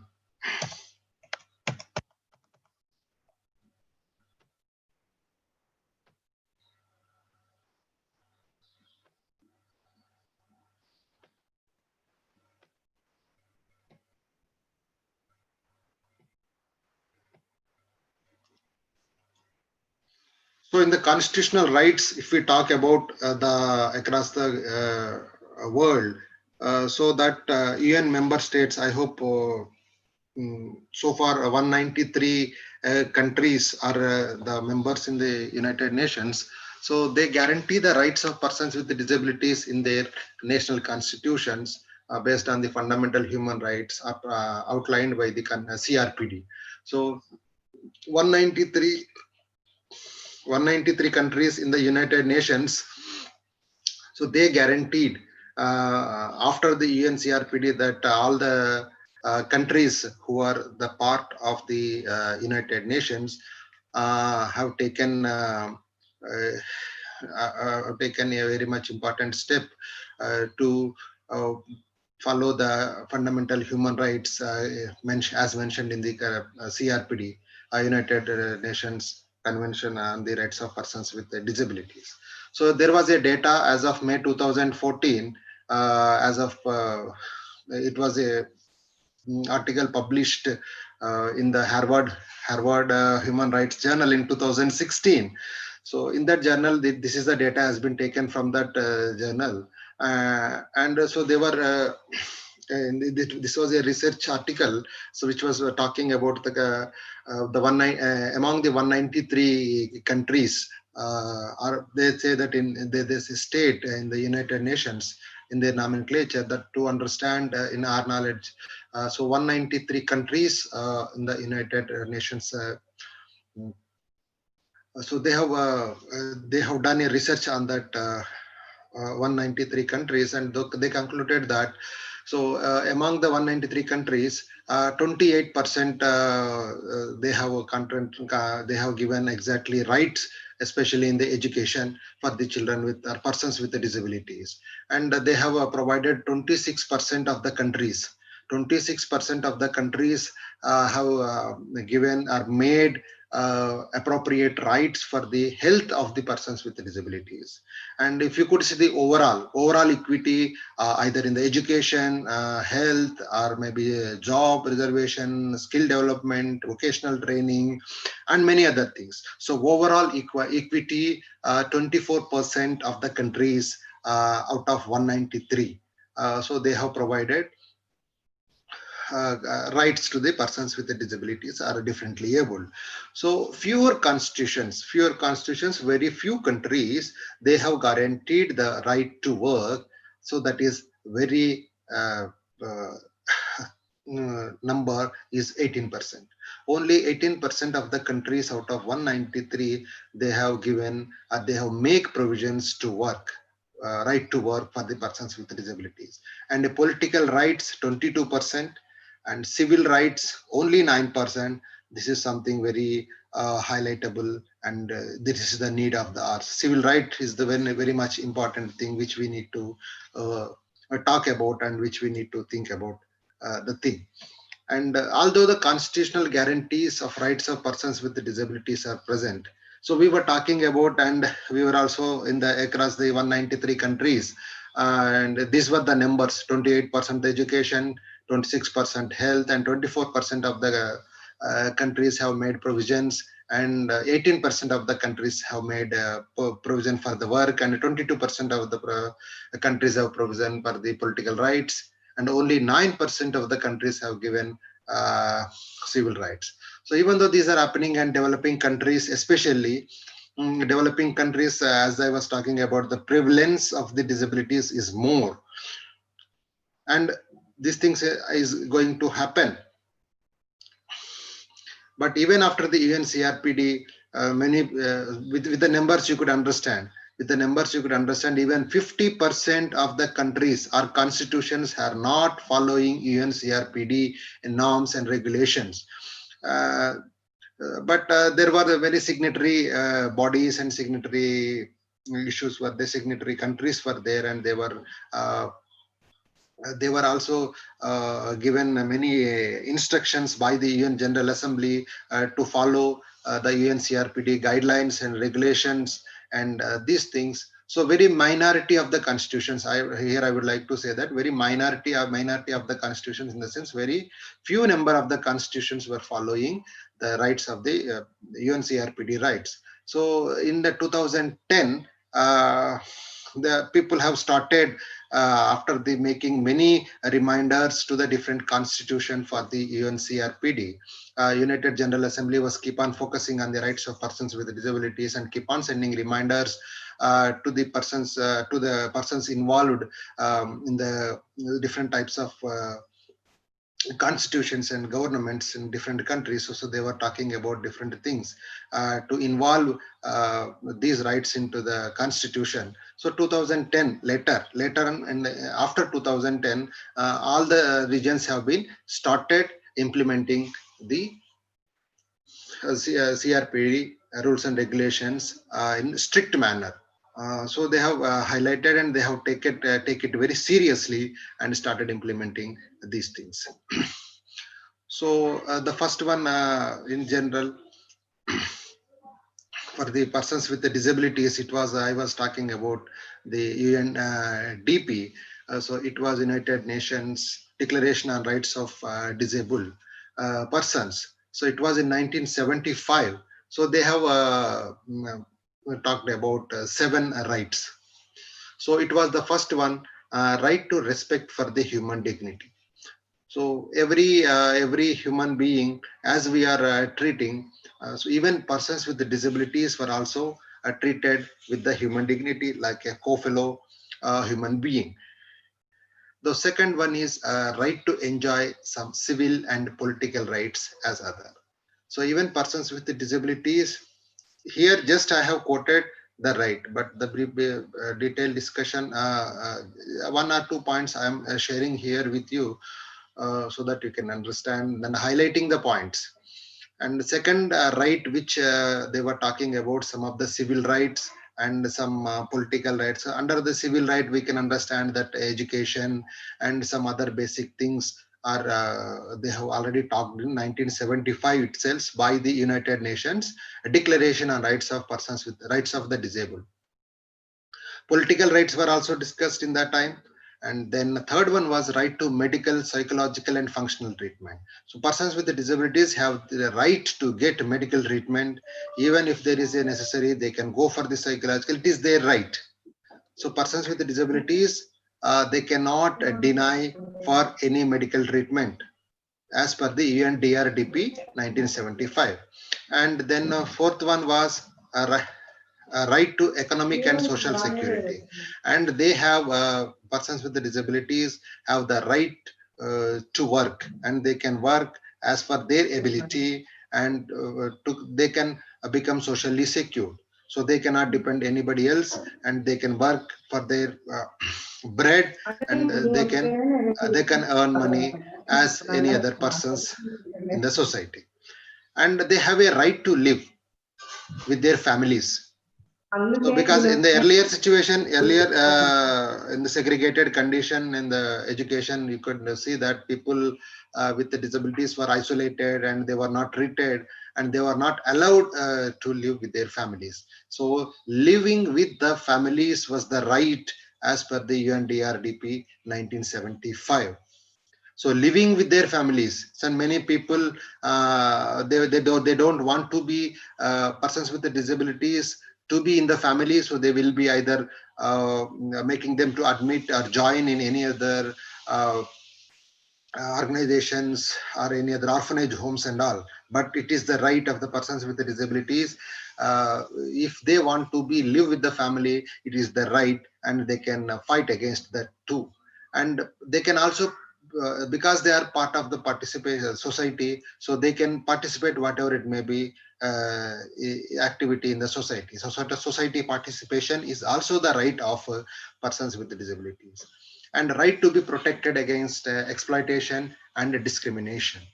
If any abuse and misuse and these things are happening, so protecting from such type of exploitation has also made their right, so they can go to any legal issues, and they can also knock the door of any court.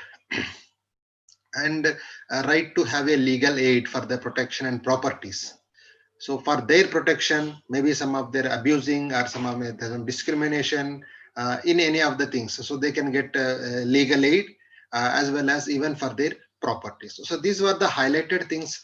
7 rights were mentioned in UNDRDP. It was very long one. This is not something new thing, but people are not aware about. These were all again carried to the next legislations, and some of them have elaborated and some of them have removed wherever something is, and some of them have clubbed together. But these were the major 7 rights which have been also discussed in UNCRPD and even rights of persons with disabilities. So these were the 7 rights for the persons with disabilities are very much important to understand the need. So in the UNCRPD, of course, it is it was a national convention on rights of persons with disabilities in 2006.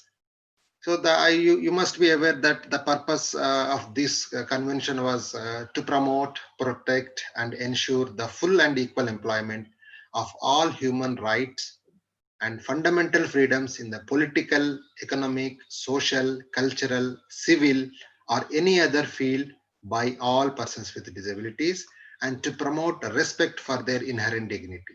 So as I was talking about UNDRDP, so major things and major rights they have taken, but they have put it into the different dimensions and in different fields to be implemented.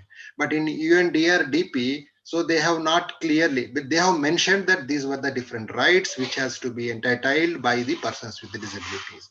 But in detailed manner, and to understand in different contexts, UNCRPD has came into force, and they were talking about promoting, protecting, and full and equal enjoyment of all types of human rights and fundamental freedoms in the different domains like political domain, economically, social, cultural, civil, or any other field, which is as the normal person or typically developed person are performing their tasks. So in each and every area, so even persons with disabilities also should be promoted, and they should be protected, and they should be give full and equal opportunity for them to be live in the society and participate in the society with their inherent dignity, and they should be given proper respect, and their dignity should be maintained.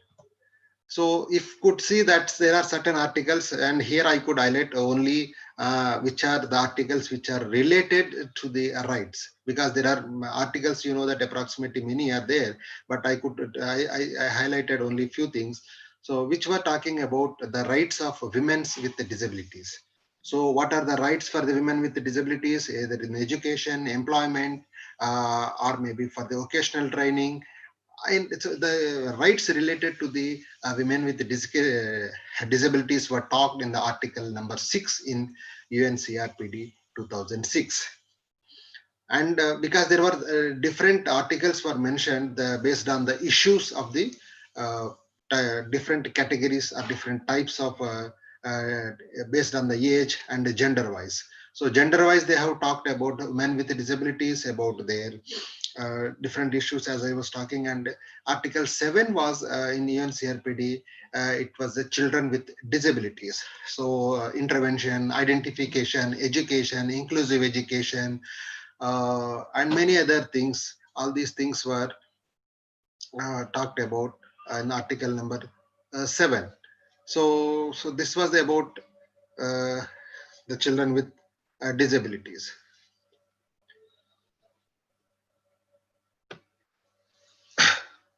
Just a minute.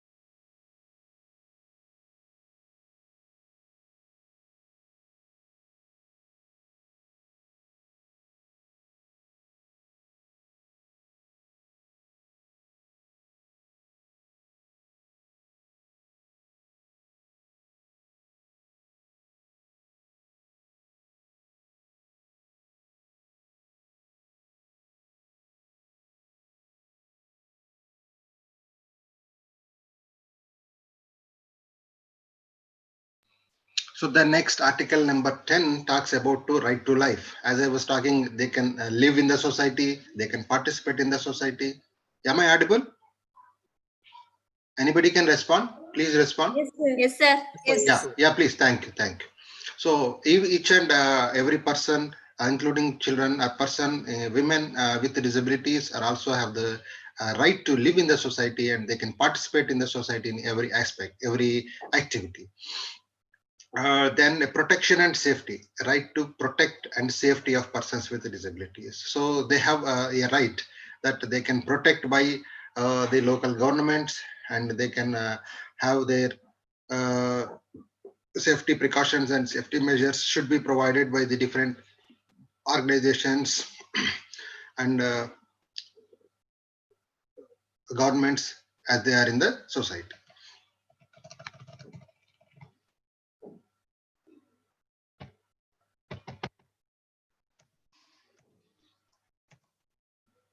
And then equal recognition before the law. Article 12 talks about the equal recognition before the law. So as many of the people were talking about many things, so they are fighting for their rights. So even persons with disabilities are also not even a single percent.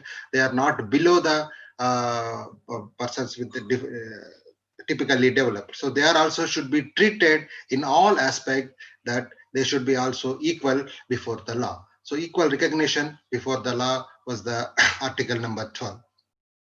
And article 13 of UNCRPD, it was the right to access to justice. So they have a right, so they can access to justice. So any legal aid can be accessed, and they can approach to the and legal aid freely should be provided for the persons with the disabilities under the article number 13. So they have, it is access is compulsory, even if, but the general persons, whether they will go to the court or they will get legal aid or not, it doesn't matter. But persons with disabilities, it is the must that it is a right that they can access to justice, any of the court.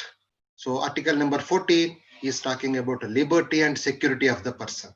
So they have a liberty, so they can move from one place to another place for their education, or maybe for their employment, or maybe for any other purpose. So they have a liberty and security. So right to security. So again, as I was also talking about the safety and security, right to security. So they should be provided security provisions as per the UNCRPD article number 14. So article number 15 talks about freedom from torture or cruel, inhuman or punishment. Freedom from exploitation, violence and abuse. So article 15 and 16 talks about the different abusement and different torture activities, and making something punishing persons with disabilities. These were the something punishable offenses which we're talking about. They should be free. They should be freedom from all these unavoidable things. And article 18, liberty of movement and nationality. Article 19, living independently and community participation. Article number 20, personal mobility. So personal mobility, article number 20. So different types of accessible devices should be provided. So it is their right. So right to mobility from home to office, and office to in any other transportation procedures, or maybe in the bus or in the car or ambulance or a train or aeroplane, whatever it may be, where they want to travel it. So mobility devices.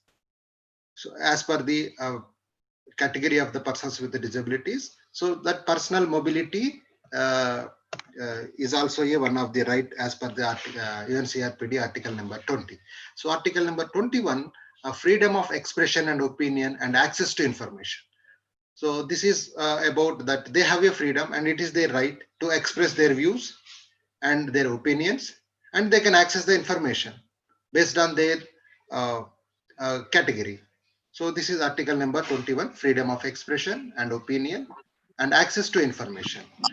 So article 24 talks about right to education. So they have the right to get education, either in special education, in early intervention stages, or maybe in the higher education stages.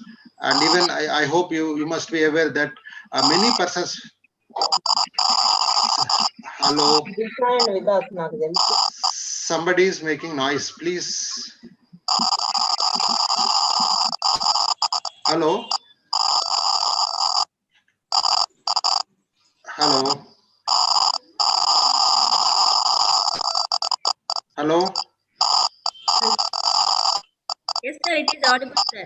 Yeah, but somebody's mic is on. It's making something disturbance.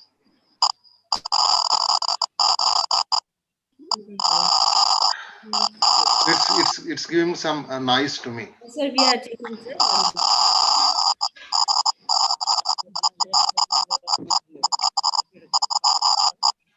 You can see that some of the participants, they would have opened their mic.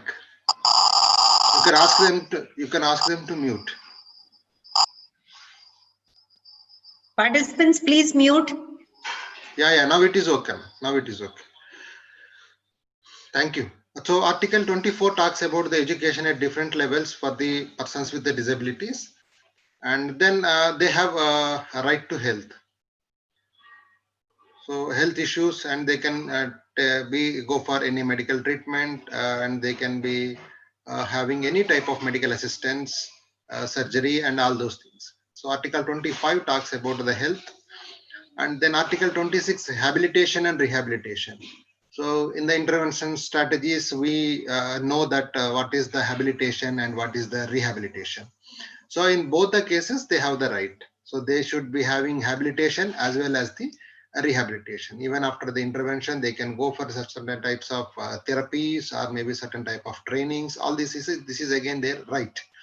And Article 27 talks about they have right to work and employment.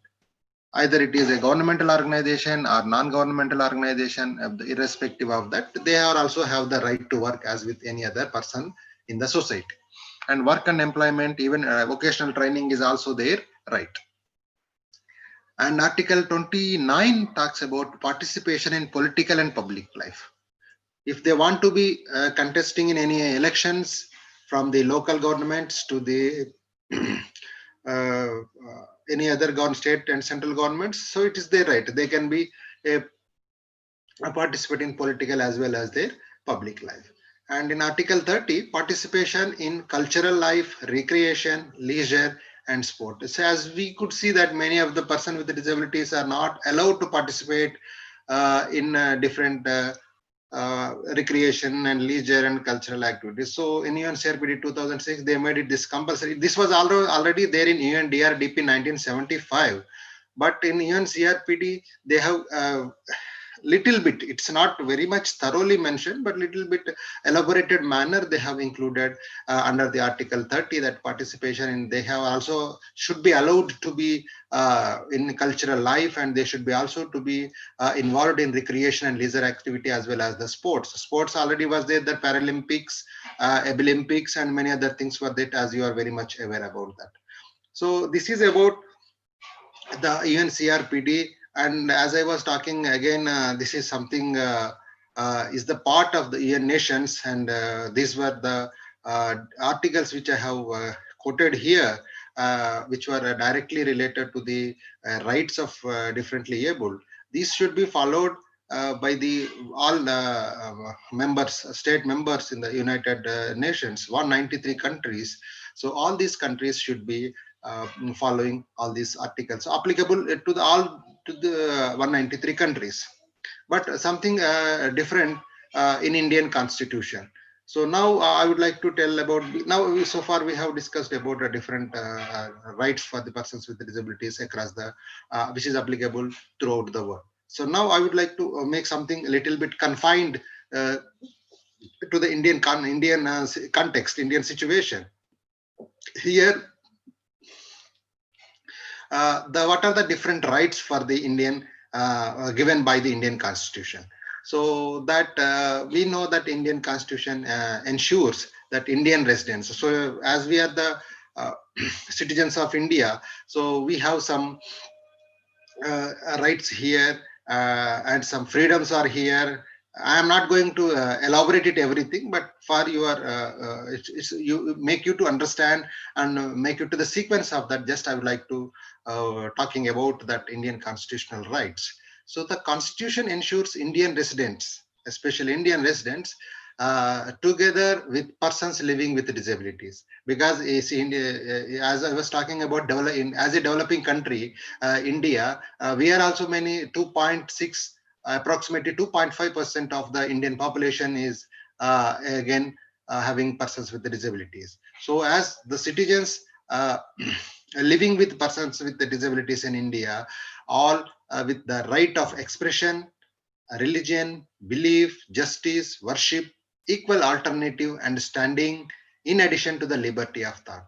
So these are the something rights which in Indian people are being a citizen in India, we are getting that. So apart from this, that you must be aware that this is not something new, that there are some fundamental rights I was talking about. Indian Constitution provides some in the chapter part 3, the Indian Constitution it talks about the fundamental rights, and you know that fundamental freedoms were there and many other things. But as our topic is related to rights of differently abled, so I'd like to share that some of the important key important things related to the rights of persons with disabilities. So fundamental rights, you know that article number 12 to 35 in the Indian Constitution, part 3 of Indian Constitution talks about the fundamental rights of any Indian citizen. So again, I'm quoting that any Indian citizen in the any includes persons or children or women or any other person with disabilities. It includes any Indian citizen. So you must be aware that earlier there were 7 fundamental rights and now it has been revised to 6. And one important thing was that the right to property. Earlier it was there in 7 fundamental rights were there in Indian Constitution. Later in the 44th amendment by the Indian Constitution, they have removed right to property. Now right to property is not a fundamental right. So by leaving that, I would like to talk about the 6 fundamental rights. So right to equality. So right to equality, as we are getting that, don't take it something. I'm talking about the religious or something that Muslims have equality and Christians have equality. Jains they have equality. Ladies, men and women. So this is something we are talking about right to equality. So in this equality, that every person, including persons with the disabilities, are also having equality. So that is right to equality, article 14 to 18. So there are, as I was talking about, article 12 starts and that with article number 35, these the articles talking about fundamental rights. So in among these, article number 14 to 18 talks about right to equality, and the right to freedom, article number 19 to 22. So this is something about the freedom of different things that I am going to discuss in the forthcoming one. Next, right against exploitation. Exploitation. Now we are seeing that many other cases, even for, not only for persons with disabilities, now we could see that many number of cases against women are, so all these things comes under exploitation. So right against exploitation, article 23, and we could see that many other children are becoming trouble, are making them, are giving trouble to the children with the disabilities and making them kidnapped and they will be killed and many other things. So all those things, right against exploitation, a right to freedom of religion, as I was already talking about, article number 25 to 28, cultural and educational rights, article 29 to 30, right to constitutional remedies, article number 32. So these are the something article 32. So if we could see that something especially which are in which article what it says. So article 14, equality before law. Everyone is equal before the law. Article 15, prohibition of discrimination on grounds of religion, race, caste, sex or place of birth. Article 16, equality of opportunity in matters of public employment. Article 17, abolition of untouchability. Article 21, the right of liberty. Article 23, prohibition of traffic in human beings and forced labor. Article 24, prohibition of employment of children in factories, etc. So you must be knowing that child labor, all those things, even including children with disabilities, should not be placed in any other factories before the age of employment. So that the prohibition of employment of children in factories, freedom of conscience and free possession, profession, practice and propagation of religion. Article 28, freedom as to attendance at religious instruction or religious worship in certain educational institutions. So until and unless the organization or institution is getting aid from any donors or maybe from the religious institution, so no organization or no education institution force any other person or any other religion persons to be practiced the same religion in that institution. So if it is provided, if the institution is funded by the state government or central government, so they cannot make any impact on the other religion persons to be practiced the same religion as the minority organization. So Article 32, remedies for enforcement of rights conferred by this law. So persons with disabilities under the Article 32, they can approach the court for any modification against their rights. So because I have not very much concentrated and not focused on fundamental rights that we are already aware about that many of the things. Now we will see that RPWD Act, what it exactly says, because it's the recent one. And many of the things even in the RPWD Act have been taken from UNDRDP 1975, but something elaborated way. So you know that India is also a part of one of the 193 countries, and it is being a signatory of UNCRPD and later on ratifying it in UNCRPD. So we should also follow UNCRPD regulations. So the main objective behind the act, behind the RPWD Act, which was to empower persons with disabilities by safeguarding their dignity, freedom to make their own choices, rights, independence, and their position in the society. So empowering persons with disabilities about their dignity and making them to understand their own choices and making them to give full freedom to be in the decision making positions, and providing awareness and creating awareness among the about the rights among the persons with disabilities, and to make them understand about their position in the wherever they are in the society. So the act aims to achieve equality between the persons with the disabilities and others. Of course, the title itself talks about that the persons with the rights of the persons with the disabilities, and they will be treated equally, and equity should be given to the persons with the disabilities. And it also talks about that women and children with disabilities are also ensured their rights. So here in that one of the chapter talks about rights and entitlements in the RPWD Act 2016. Ma'am, how much time I have? So you can finish, sir, no problem. Yeah, please. So within 5 to 10 minutes, I'm planning. Yeah. So on the rights and entitlements in one of the chapter, that we could see that reservation in higher education not less than 5%. So in the education field, that either it is inclusive education or maybe higher education or in any other education. So the persons with the disability should give, they should be given at least 5% reservation for them. So in the jobs, not less than 4%.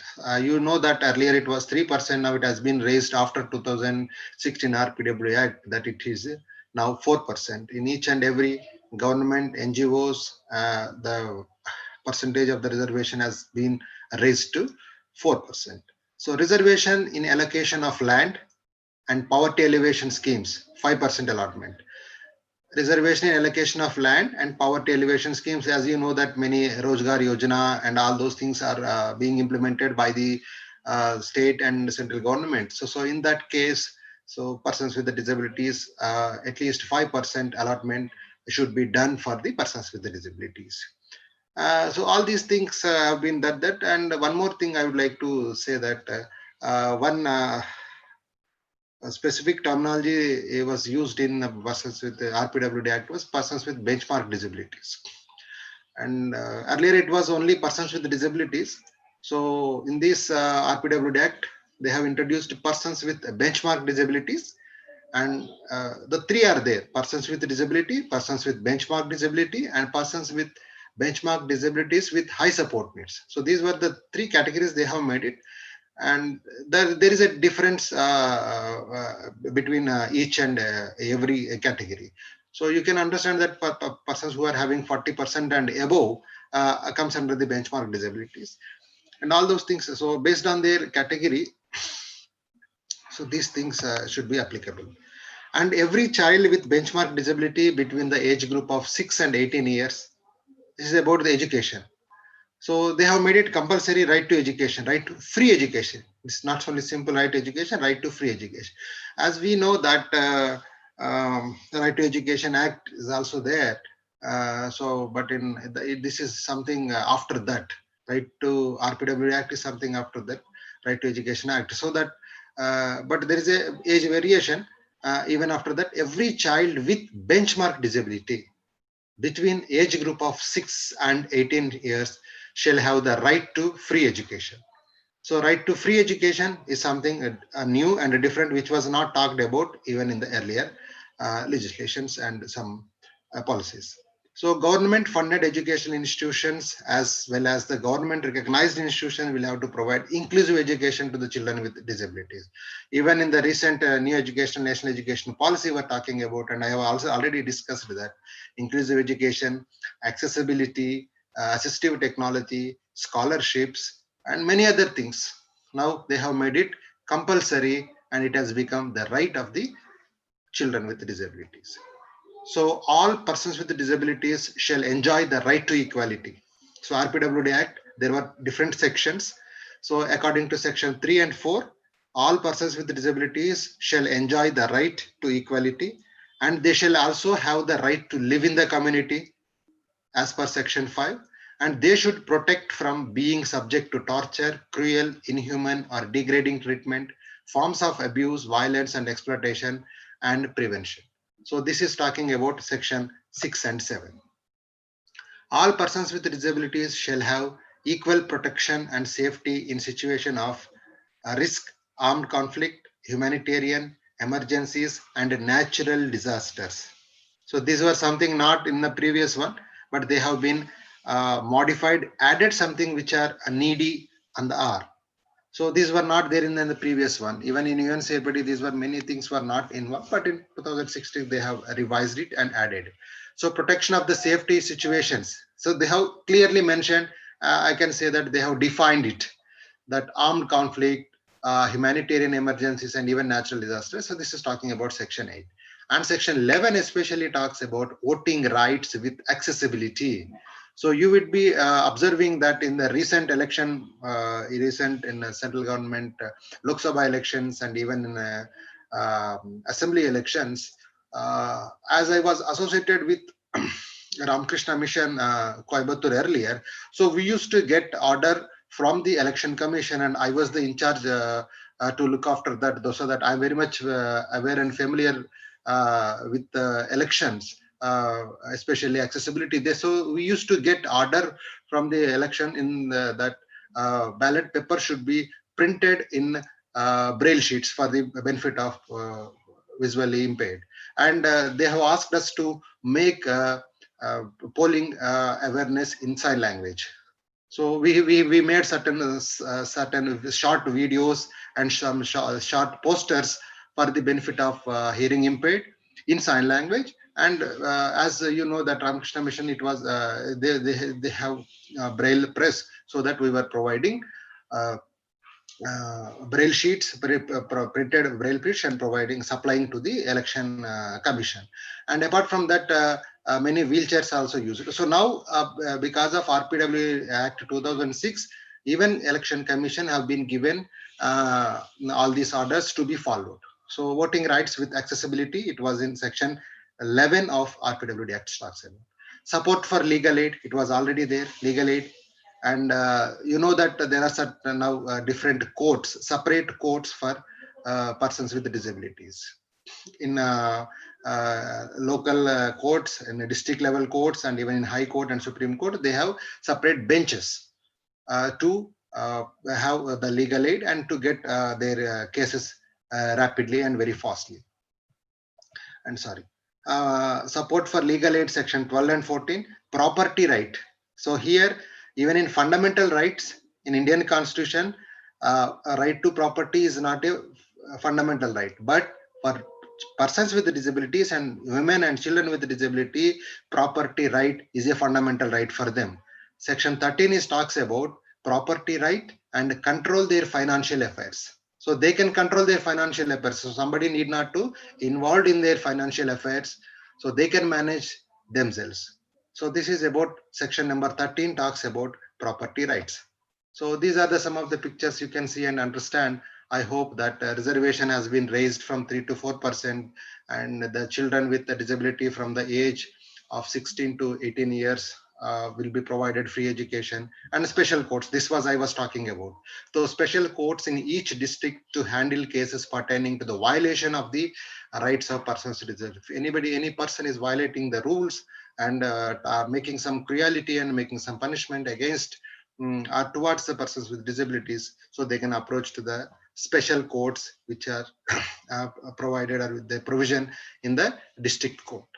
And on the right side, you can see that according to the Act, RPWD Act, any person who intentionally insults or intimidates with intent to humiliate a person with a disability in any place with public view, so is punishable with imprisonment. So whatever it may be the manner they are making something insult or abusing persons with disabilities, either orally or maybe some manually or any other punishment. So those people will be punished and put it behind the bars. So this is about my presentation. These are the things, something I would like to share with you. So before going to concluding this, so I would like to have some short 5 minutes, a small game. So I hope I am going to post. I hope many of you are attending this webinar through mobile phone, as well as maybe some of you are attending through laptops. Whoever it may be, you just I am going to share a link, a website. You just click on the link, and I'm going to provide you a PIN number. You can come with the PIN number. It's only a funny game with 5 minutes. Please, just a minute.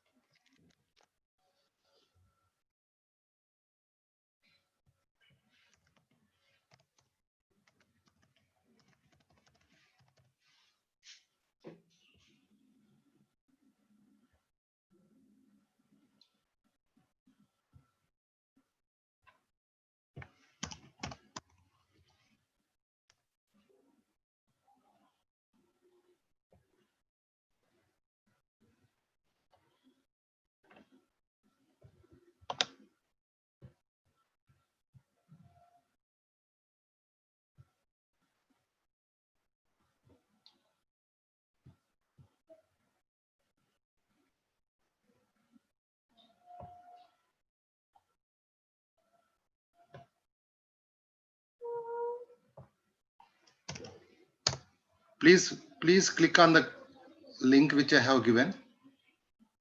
It will ask you to provide PIN number.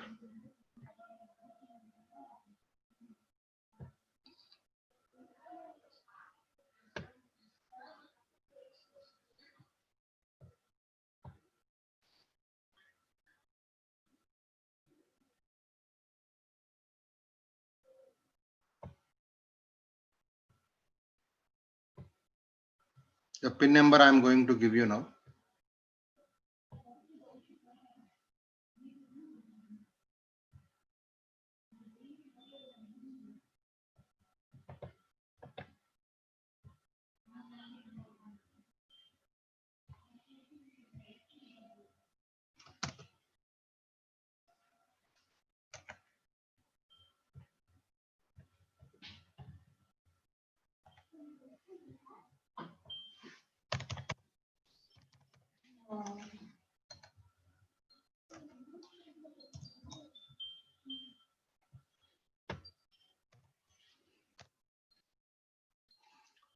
Please enter the PIN number.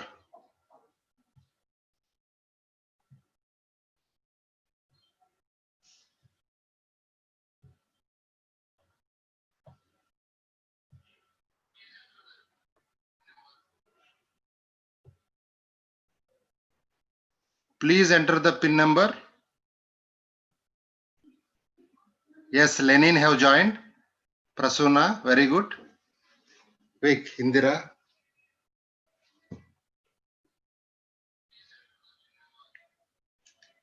Come on fast, so that we can finish it very fastly.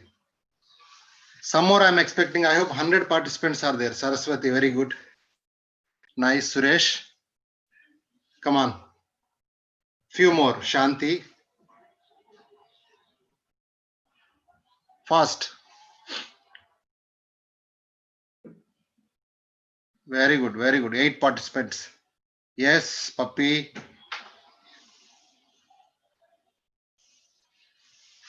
Saru. I'm expecting few more. Few more. Come on, fast. Yes, Koteshwar Rao. This is simply something. Yes, Suma. Very good, very good, very good. Few more, few more. Few more. Yes, Meenu. Yes, yes, very good, very good, very good, very good. Sujata. Yes. Yes. Yes, yes, yes. I'm going to lock it. Yes, few more. There are 100 participants, at least 20% I'm expecting. Few more. Yes, yes, yes, yes, yes, yes. Very good. Yes. Okay then. Okay then. Okay. Okay, shall we go? So yes, yes, yes, yes. Yes. Last 1 minute. Last 1 minute. Anybody would like to join? Join immediately. I'm going to lock it. Later on, you cannot join in this. Yes. Yeah. I'm locking this. Where to join, sir? Actually, I'm not understanding. Can you tell me once again? You just respond to the questions. How many crores of the world's population experience some form of disability?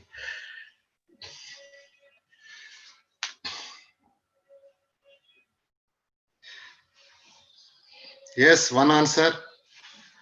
2 answers. Come on, fast. 7 seconds are left. Fast, fast, fast. Very good. Fast, fast.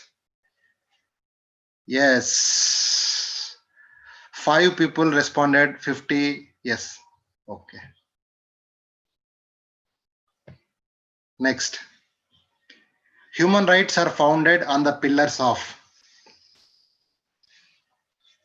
If you are playing this game through your mobile phones, you would be seeing only triangle, a rhombus, a circle, and square shape. So for your benefit, yes, very good. Yes, only 3 people have given correct responses. Next, when was the Universal Declaration of Human Rights adopted? 1945, 1948, 1966, 1989. Yes. Very good. Fast. Yes. I could receive only 17 responses. Yes, 7 people have given wrong answer. Only 5 people given correct answer. Now the score: Pawan 1700, Chinni 1920, Sharu 1883. Now fourth one is, how many member states does the UN have? What are the number of the states in United Nations? 193, 150, 100, 220. Very good, very good. Only 17 people are responding. Whoever is not able to respond here, you can put it on the chat box. Very good. 8 people have responded that 193 is correct answer. What is Article 11 of UNCRPD? living independently and being included in the community, protection and safety, right to education, women with disabilities.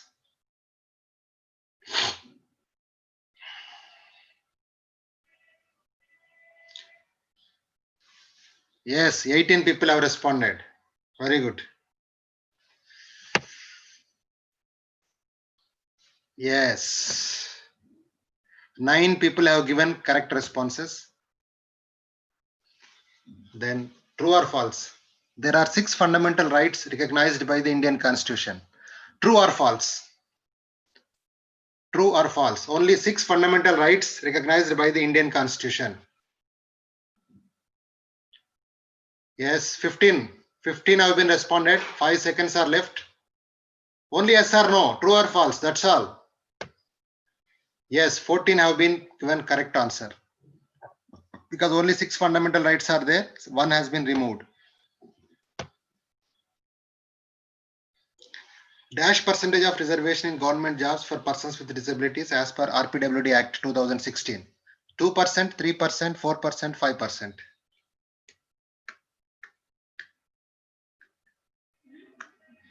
Yes. Very good. Yeah. 5 people have been given correct answer. Every child with benchmark disability between the age group of dash years shall have the right to free education. So to get right to free education, what is the age criteria? 4 to 18, 5 and 18, 6 and 14, 6 and 18. Come on. 13 responses, 12 seconds left, 10, 15, 16. Very good, very good. Yes, 7 people have responded correctly. So now the score is with Indira 4790, Pawan 3825, Rekha Rani 3472. 9th question. RPWD Act was implemented in 2012, 2015, 2016, 2019.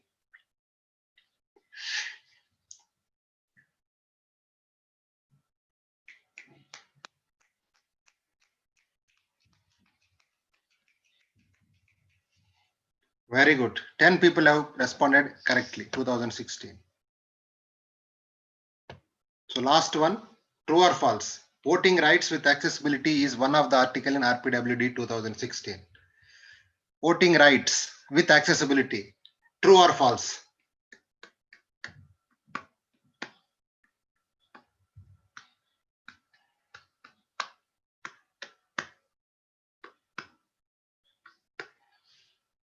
Yes, 17 people have been correctly answered out of 18. Yes, I am very much happy. Now we could see the scores. 3rd position, Rekha Rani, 5129. 2nd position, 5620, Pawan. 1st position goes to 6580 with the score of Indira. Yes, this is your performance. 4th position goes to Sharu. 5th position goes to Sujata. Thank you. Thank you for playing.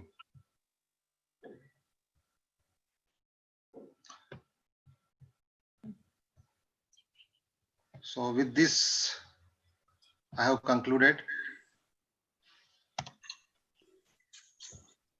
Thank you, sir. Thank you very much for your elaborative deliberations on rights of differently abled.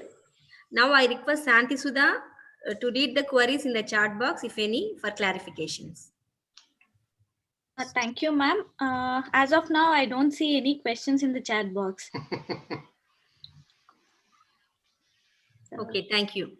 Thank you, ma'am. I thank Dr. P. Renuka Madam, Program Convener, for giving me this opportunity. Now I request Dr. V. Madhvi Madam to propose vote of thanks for this session. Over to you, Madam. Thank you, Madam.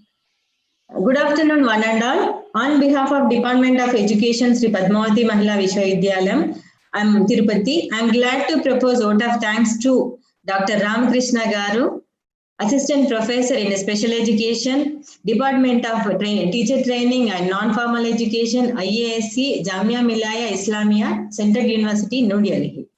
Sir, thank you, sir, for this wonderful and informative presentation on National Education Policy 2020, Special Education Perspectives and Rights of Disability Abled. Thank you, sir, for giving an extraordinary and detailed presentation on rights and concessions of persons with disabilities, and the legislations and act were very well elaborated. The presentation was very informative and useful to all the participants. Thank you, sir, for giving your valuable time on the occasion of International Day of Persons with Disabilities. Thank you, sir, once again. And we are very grateful for your presence as a resource person for our webinar. Thank you, sir. Thank you, Ramakrishna, sir. So it's my pleasure. Okay, sir. Thank you. So I'm very much happy that I'm meeting you all people on this occasion. And thank you for Renuka ma'am and Amudavalli ma'am for giving me this wonderful opportunity on this occasion. Thank you, ma'am. Thank you very much. Thank you so much, sir. It's nice to meet you virtually. And yes, obviously. Your presentation was simply excellent, and I'm very sure that all the participants would have benefited. And it was really self-explanatory. All the slides were self-explanatory, and you have given a detailed explanation.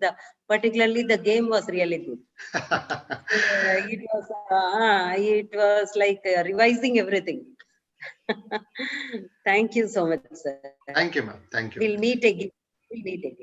Okay. Sure. Thank you.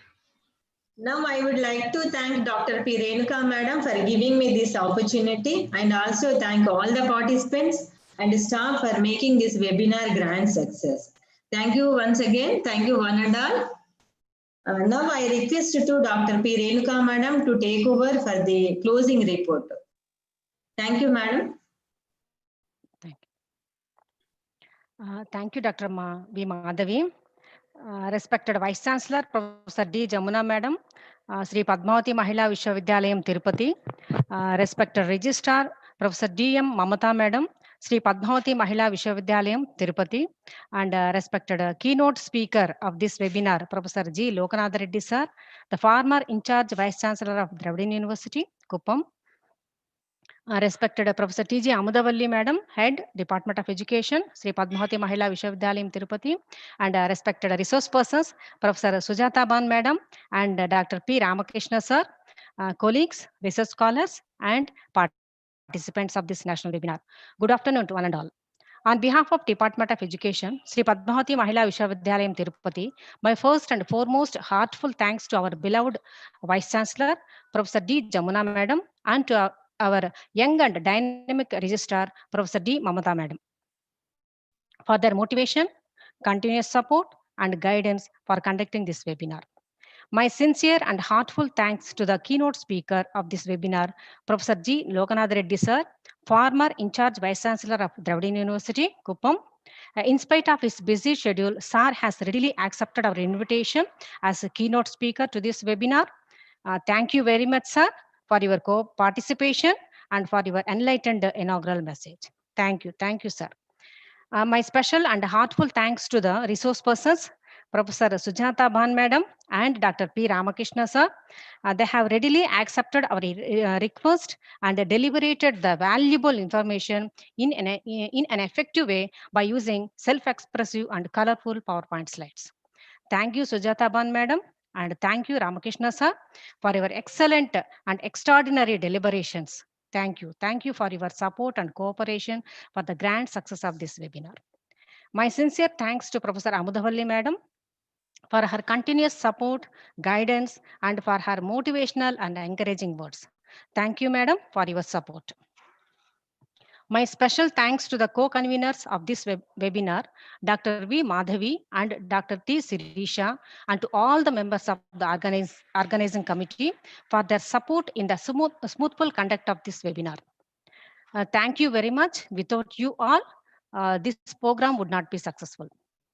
My thanks to the Dr. G. Maruti Kumari, Mrs. Shanti Sudha and Hemalata for their timely help and for their supportive roles in this webinar. I will fail in my duty if I do not thank the participants. Thank you for your enthusiastic and active participation, which depicts your thirst for updating the knowledge. Thank you all for your cooperation. Last but not least, my thanks to all the technical staff for their support and needful help for the success of this webinar. Thank you, one and all. A small announcement to all the participants. The feedback link will be sent to through the chat box or to your mails. You will fill it, and after filling, you have to submit the same. After submission, you will get the e-certificate. Now let's all join for the national anthem. Video operator.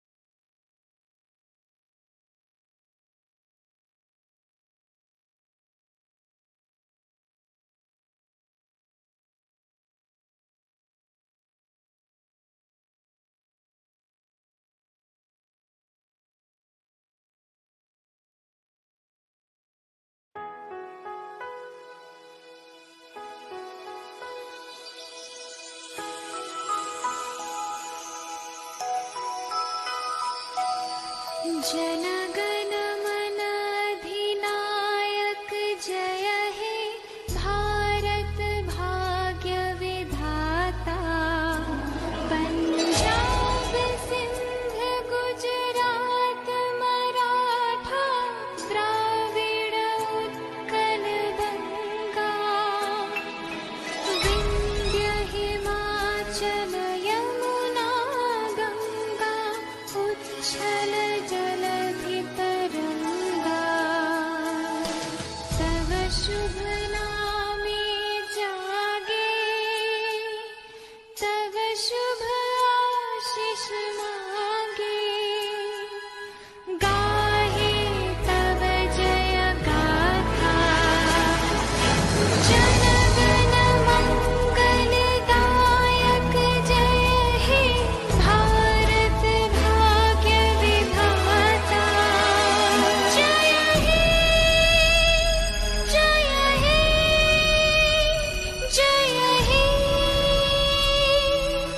जय जय जय जय हे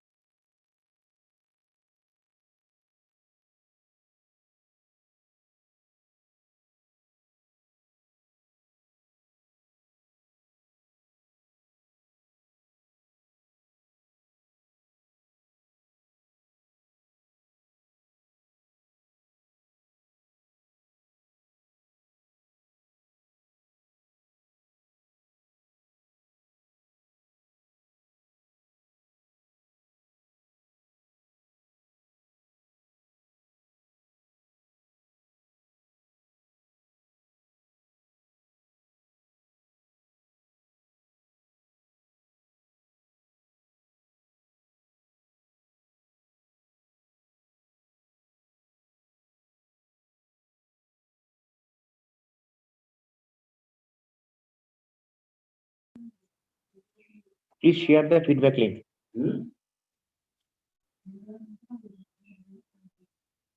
বিগত বলতে এখন ওই আকাশি দ্বীপ আকাশি দিয়ে করা যেতে পারে কি?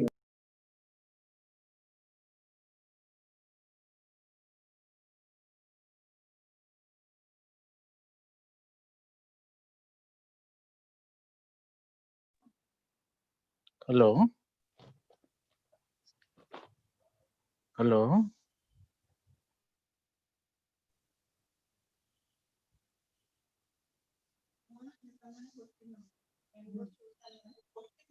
Hello. Hello, madam. Hello. Hello. Please share the feedback link. Sir, please share feedback link, sir. Yes, it will be sent, sir. Oh, It madam? will be. We will send. We will be sending, sir. Okay, okay. Okay. Thank Please wait for seconds. Through your mails also we are sending.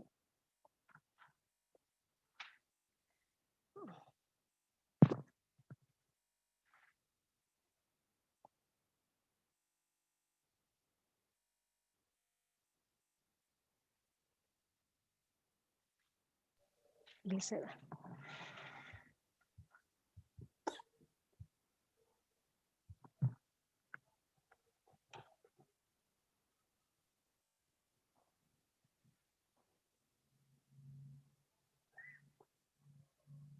WhatsApp లో పెట్టేసేదా?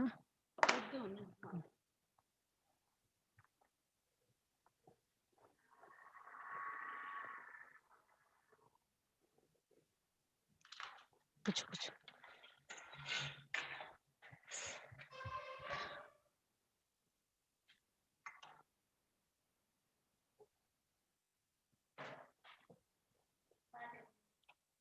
Beginning net లేకుండా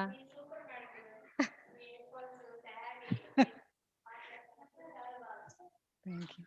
hi.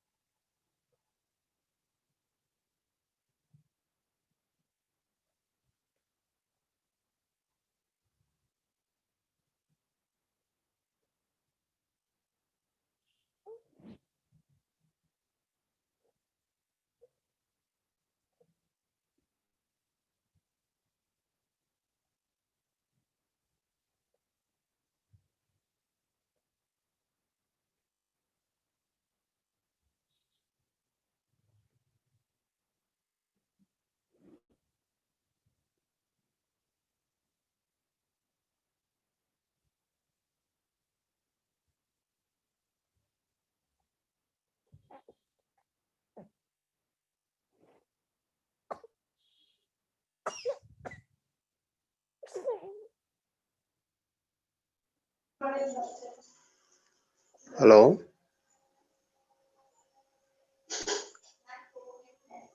Hello.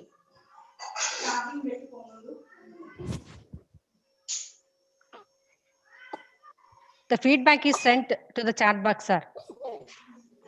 Look at the chat box. It is in chat box, sir. Feedback link is in chat box.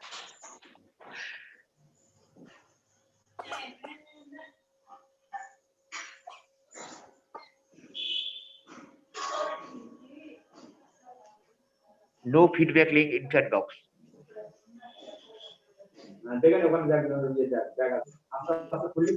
Respected madam, no feedback link in chat box. It is there, sir. Now we have sent. Okay. It's there, no?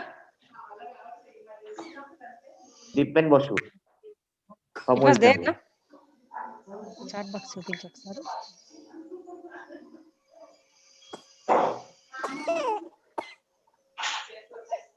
ఇక్కడ okay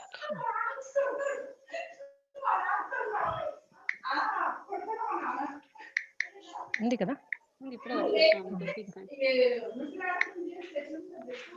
No madam. Okay అది send కొట్టావా chat box madam It will be sent to your mails also, sir. Don't worry. No all your mails it will be sent. Madam, I didn't register my name, madam, but I attended the full program today. Okay. We are sending, sir. Some problem is there. That's why we are there. Please wait. Okay.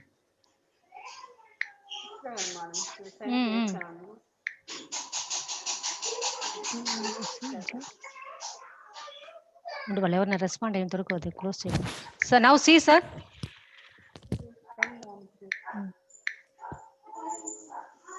Not coming, madam. It's there, sir. Yes, you see. madam. Okay. Now okay. Okay. అంతే కదమ్మా. Okay అంత లోపల urgent వాళ్ళకి. సరే అమ్మా.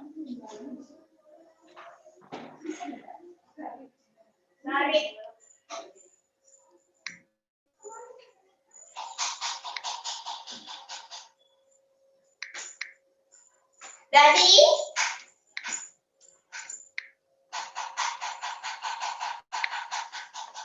ముద్దు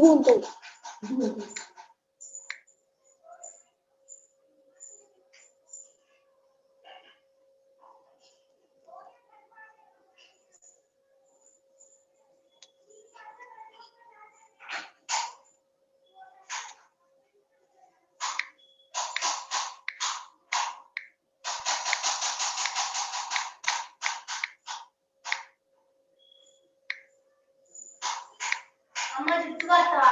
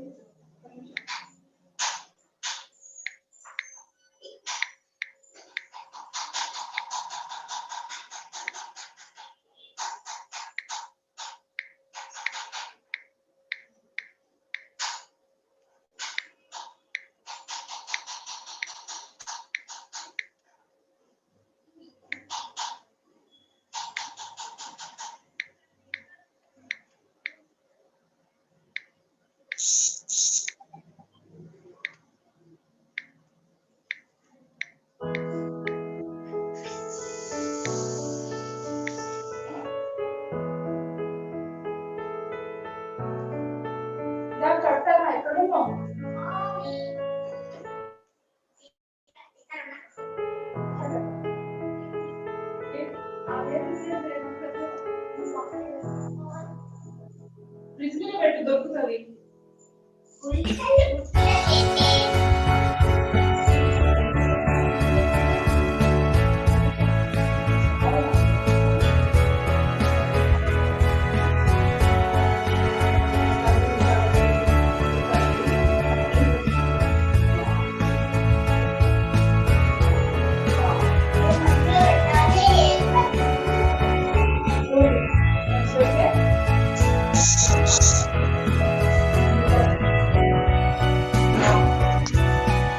వీళ్ళు మస్తు చివరిలో ఉంది నాకు తెలియకుండా కూర్చున్నా నేను ఏం తిన్నారో ఏమో అన్న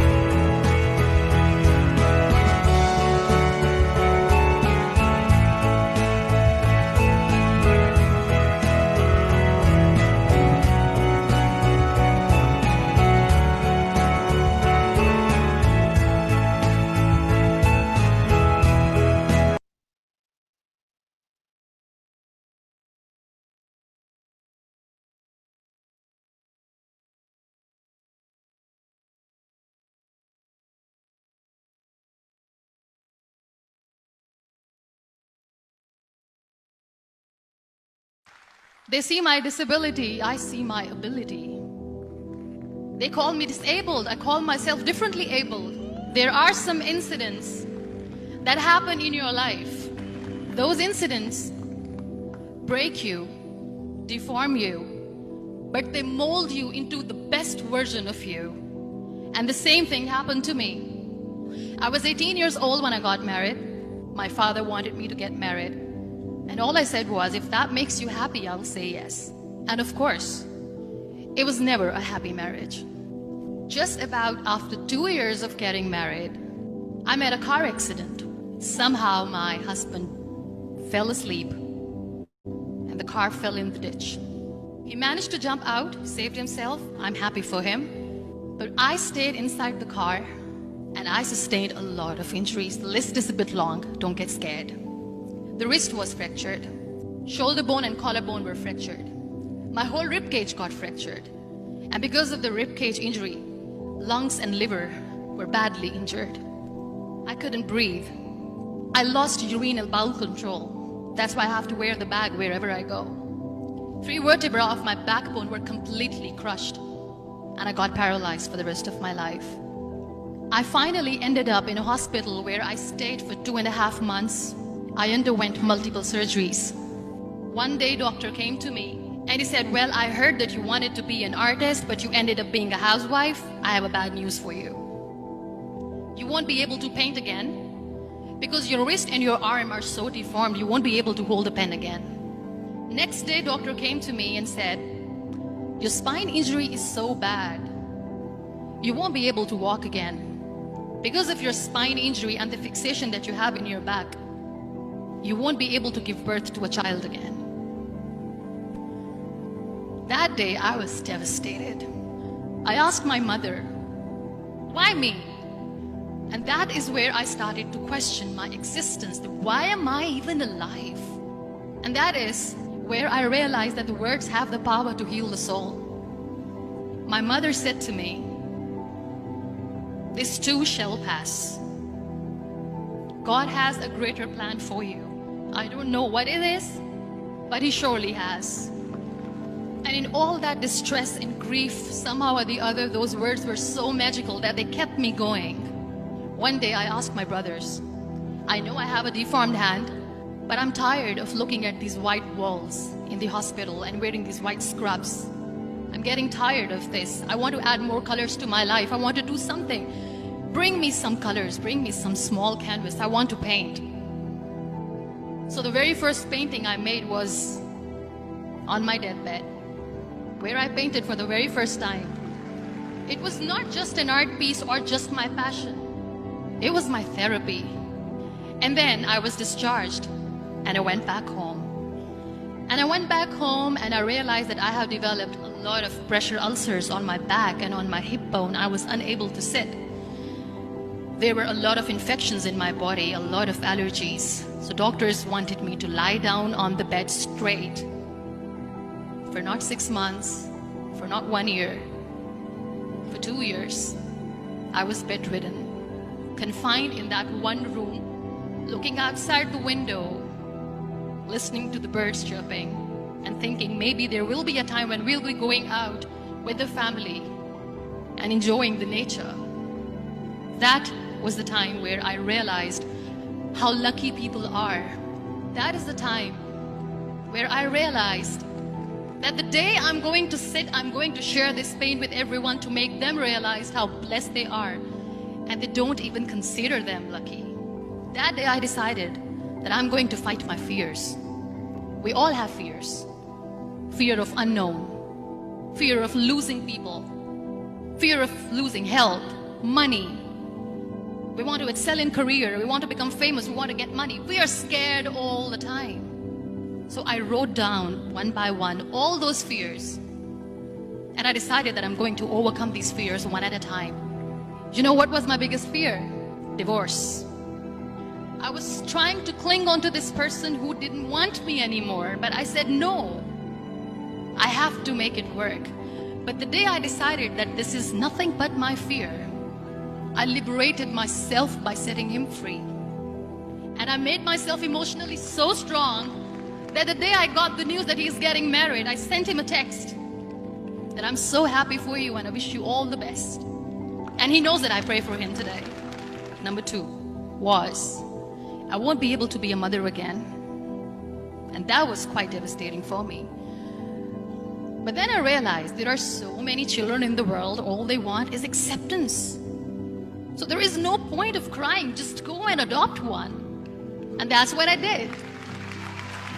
People think that they will not be accepted by the people because we, in the world of perfect people, are imperfects. So I decided that instead of starting an NGO for disability awareness, which I know will not help anyone, I started to appear more in public. I started to paint. I decided that I'm going to join the national TV of Pakistan as an anchor person. And I've been doing a lot of shows for the last 3 years. I became the National Goodwill Ambassador for UN Women Pakistan, and now I speak for the rights of women, children. We talk about inclusion, diversity, gender equality, which is a must. Every time I go in public, I always smile. It's always a big toothy smile on my face, and people ask me, don't you get tired of smiling all the time? What's the secret? I always say one thing, that I have stopped worrying about the things that I have lost, the people that I have lost. Things and people who were meant to be with me are with me. And sometimes, somebody's absence makes you a better person. Cherish their absence. It's always a blessing in disguise. Live your life fully. Accept yourself the way you are. Be kind to yourself. Be kind to yourself. I'll repeat, be kind to yourself, and only then you can be kind to others. Love yourself and spread that love. Life will be hard. There will be turmoils, there will be trials, but that will only make you stronger. So when you accept yourself the way you are, the world recognizes you. It all starts from within.